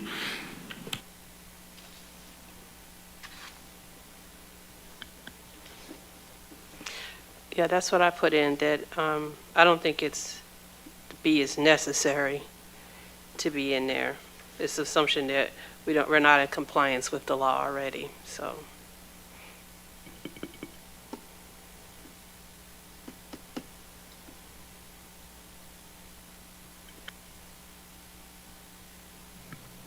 Sorry, I'm so tired. Member Montero. So Jordan, quick question. So if that is not included in here, because I think the intent behind that is whatever comes out of this discussion, if the role of that SRO is changed or whatever that is will that be reflected in the IGAs that are approved? Or, because I think that's kind of where that came from, at least from the IGAs that we saw previously, was that role specifically outlined? Like, is there something that I can point to that says this is the role of the NSRO on campus? Yes. Is that in the IGA? In the City of Phoenix IGA that we're still working on, it's pretty explicit. In the City of Tempe one, it's more of a reference back to the school safety grant guidelines, which is a very long document that does detail out the role of the SRO. Right, so if we're coming out of these conversations and we might decide, as long as it's still in compliance with the grant and we want to maybe change a few, can that still be incorporated into those IGAs? Yes. Okay.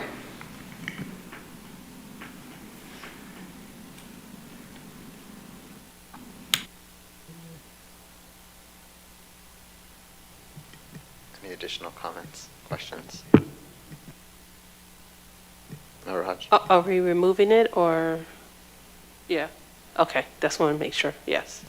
I'm sorry, I'm getting really tired, so I apologize. We're very close to the end. So C, the regular analysis and evaluation of revised, I think it should be model school safety plans there.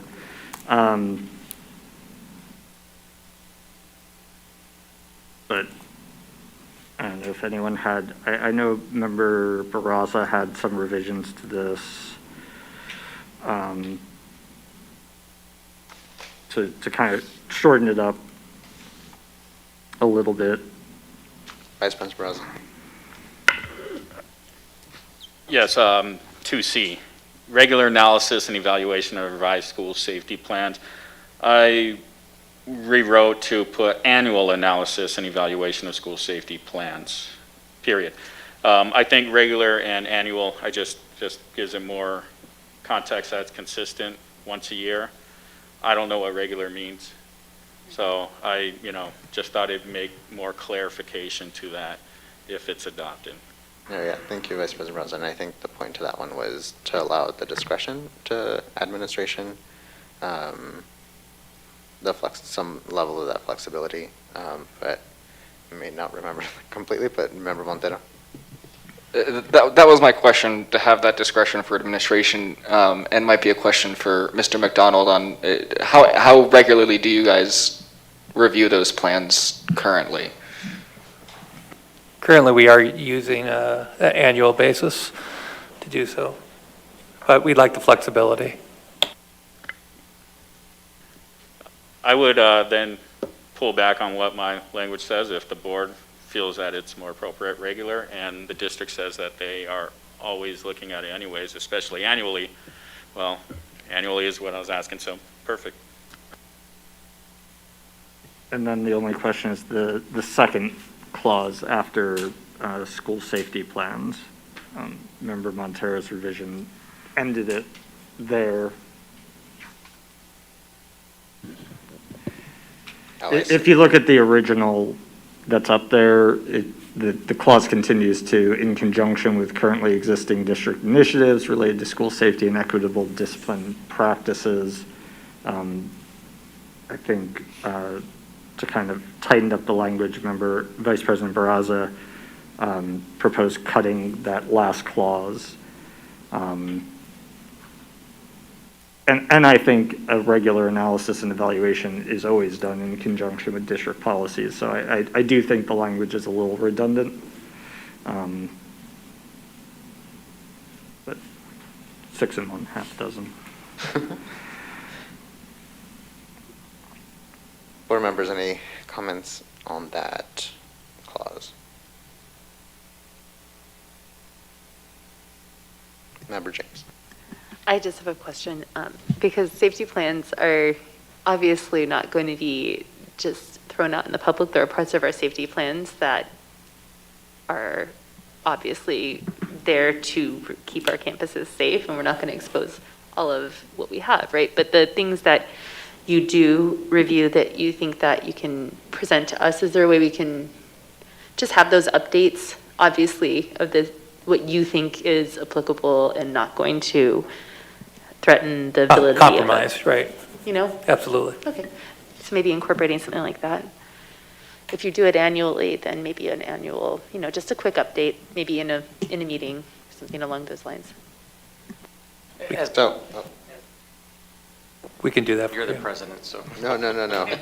As an example, when John Meza was on board, they did an extensive analysis of our school safety plans, and which is why we, reinforced our school front offices, because they were subject to a lot of public activity, and then appropriate fencing around some of our facilities. So that kind of stuff happens all the time. So, and they have teams at the school site. So yes, we'll just continue with that and maybe report. I think Vice President Barraza mentioned this a while back, and this is a little off the task, but it's to his point because it's coming to my mind. There's a lot that we do in the district just in our day-to-day operations that no one knows. And sometimes it's good that we just share some of that so our public can understand that the work that we do on a daily basis. So that's one of those points. Yes, like the locking mechanisms from inside. Yeah. Yes. Sorry. But back to Jordan's point, the Montero addition in 2D, I think that's what you wanted clarity on, whether we want to incorporate that or not. I don't remember. Yeah, it's really, Member Montero added some language to what was D in his, and C on the screen here. Vice President Barraza eliminated some language that is somewhat redundant, so it's really what's the preference of the board.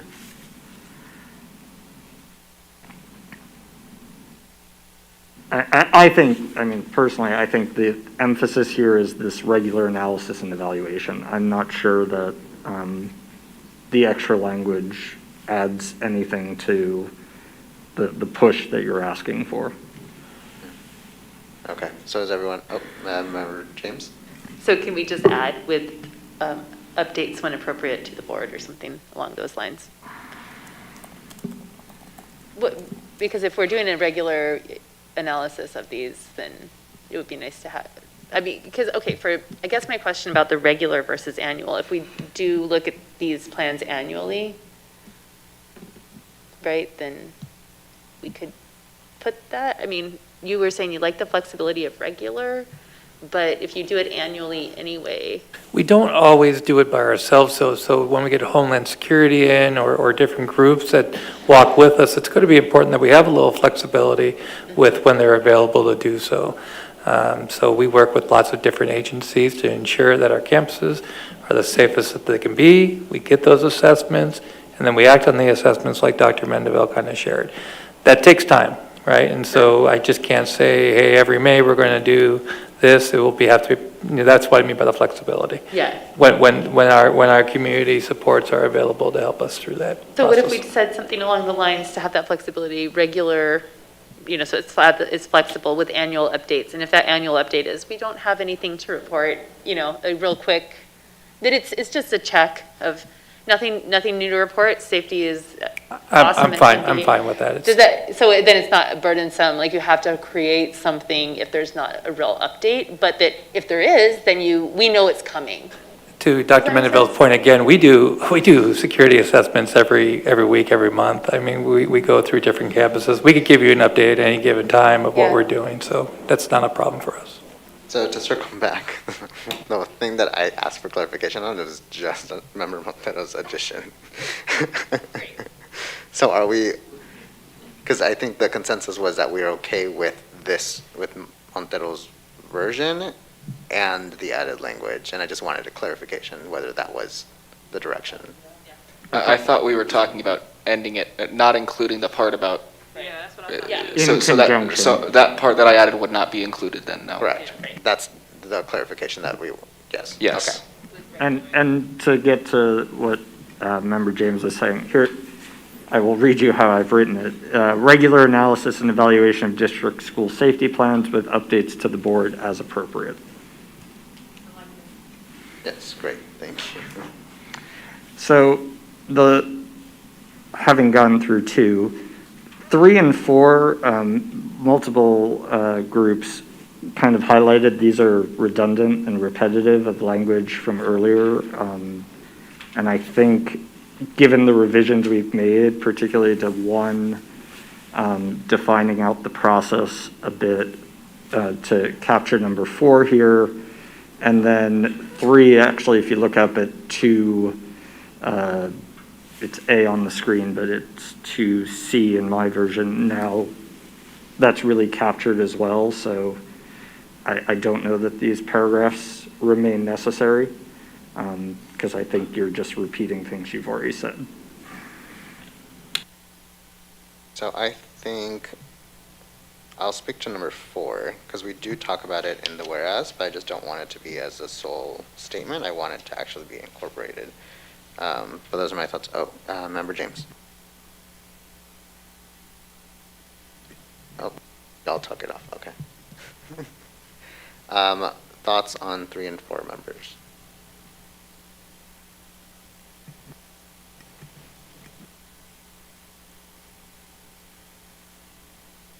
Member James.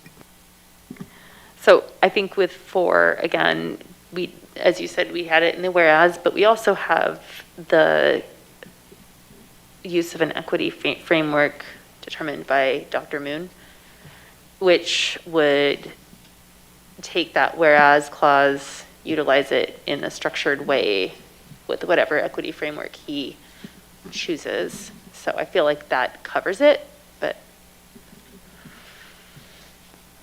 Vice President Braza. Board Member James and I had a discussion regarding this particular item, item 4, and its significance, and we felt that it was significant enough to put into the document and to highlight it. We felt that that's where the whereas, as a premise, as an acknowledgement of why we're starting this work and why wanted it under the whereas, because then I felt that it makes more sense in terms of the context that that's part of the issue, and then this right here is where we're saying what framework or what roles are we going to establish.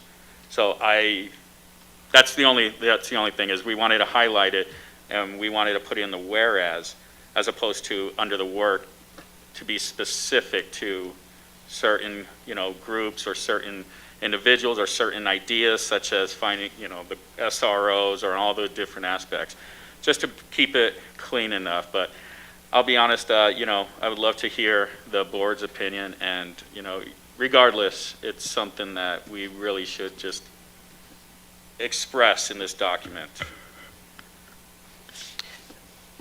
I agree that it's important, but I think that we have expressed this in the document already. I think this just now becoming redundant. I think people understand where we're at. I don't think we need 3 and 4. I think it's already been encompassed throughout the document already. I would agree. I think with Member James's revisions that we added into various parts of the rest of the resolution, I think we'll be fine without 3 and 4. It still gets to that same point, and it's just being redundant. So 3. Oh. Can you read, I'm sorry. Can you read the whereas part that includes all that? Yes, that would be helpful. All right, Brian. Whereas the board recognizes that ensuring equity in our work requires utilizing processes that reflects the diverse nature of the TUHSD community, incorporates the voices of students, staff, families, and community partners, ensures the inclusion of people who are BIPOC, LGBTQ+, and individuals with disabilities. Sorry, I can't speak anymore. All right, so 3 and 4 are out, and then the last is be it further resolved. Yes, and just so you know, there is a 3. It's the grant funding is now 3. Oh. How is that going to be read? Read that. Explore grant-funded options for any additional partnerships or positions that would add to the physical and psychological safety of our students. And that's a directive at the superintendent, not at the committee. So. Okay. Or your designee, or your designee. Yeah, so the last thing is this further resolved. I think it's just the timing for when it needs to be sent communication and how. Member Montero? Yeah, I think if we can look at the change that I made to that one, changing it 1 to 72 hours, because I think 24 is too little. And also getting rid of kind of the wordy, so just getting rid of a lot of the stuff there and just saying includes a copy of and explains the content of this resolution. So that gives administration, leeway to be able to word it the way that they needed to word it. I like that, Yeah, I like that too. I like that too. Vice President Braza? I like it as well. I think, however, we should phrase it as 72 hours or 3 business days, because a 72-hour period falls on the weekend. I don't know how many staff members will be looking at that document. I do, but If you feel that delivering it on a Saturday is appropriate, then, I have no dog in this fight at all. I'm fine with that. 72 hours, 3 business days.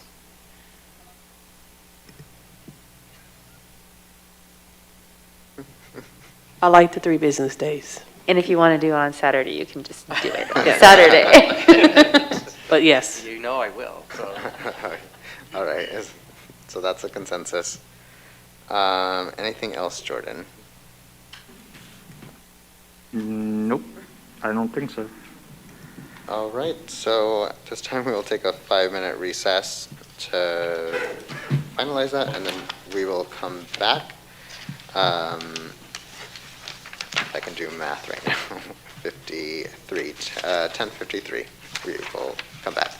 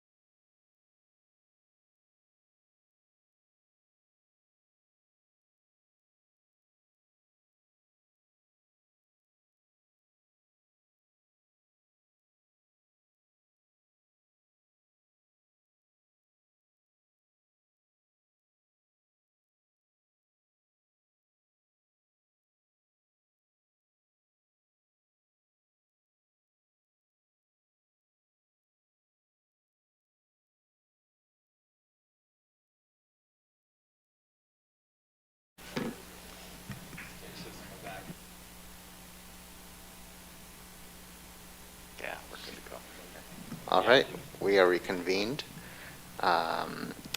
Take it back to Jordan to walk us through the final document.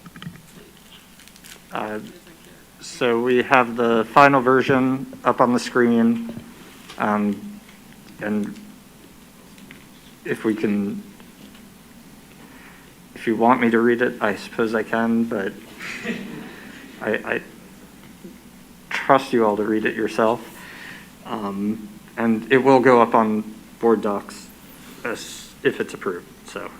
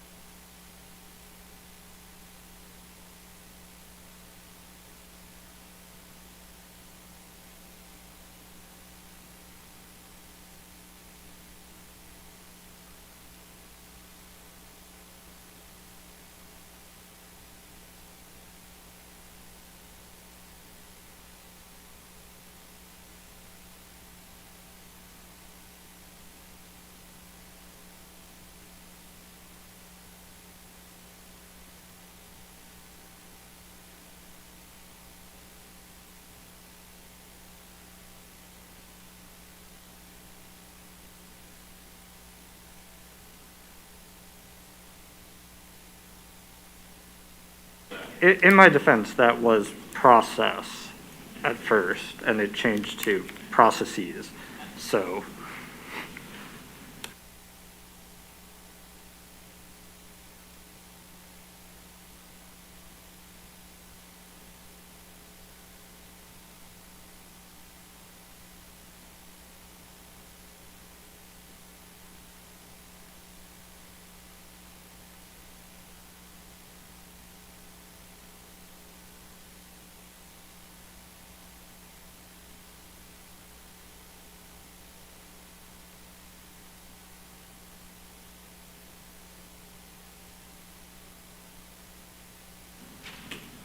All right, so at this time, I move approval of this resolution. May I have a second? I second it. All right, any discussion? All those in favor say aye. Aye. Any opposed? All right, motion passes 5-0. Thank you so much, everyone, sticking with us. Next, we have J1, information item, financial report through November 3rd, 2021. A reminder that is an informational item. Next, communications from the governing body and superintendent executive team. I think we're all in consensus that we will move that to the next meeting. So the next regular meeting is December 8th, 2021. I move to adjourn this meeting. May I have a second? Second. Thank you so much. All those in favor say aye.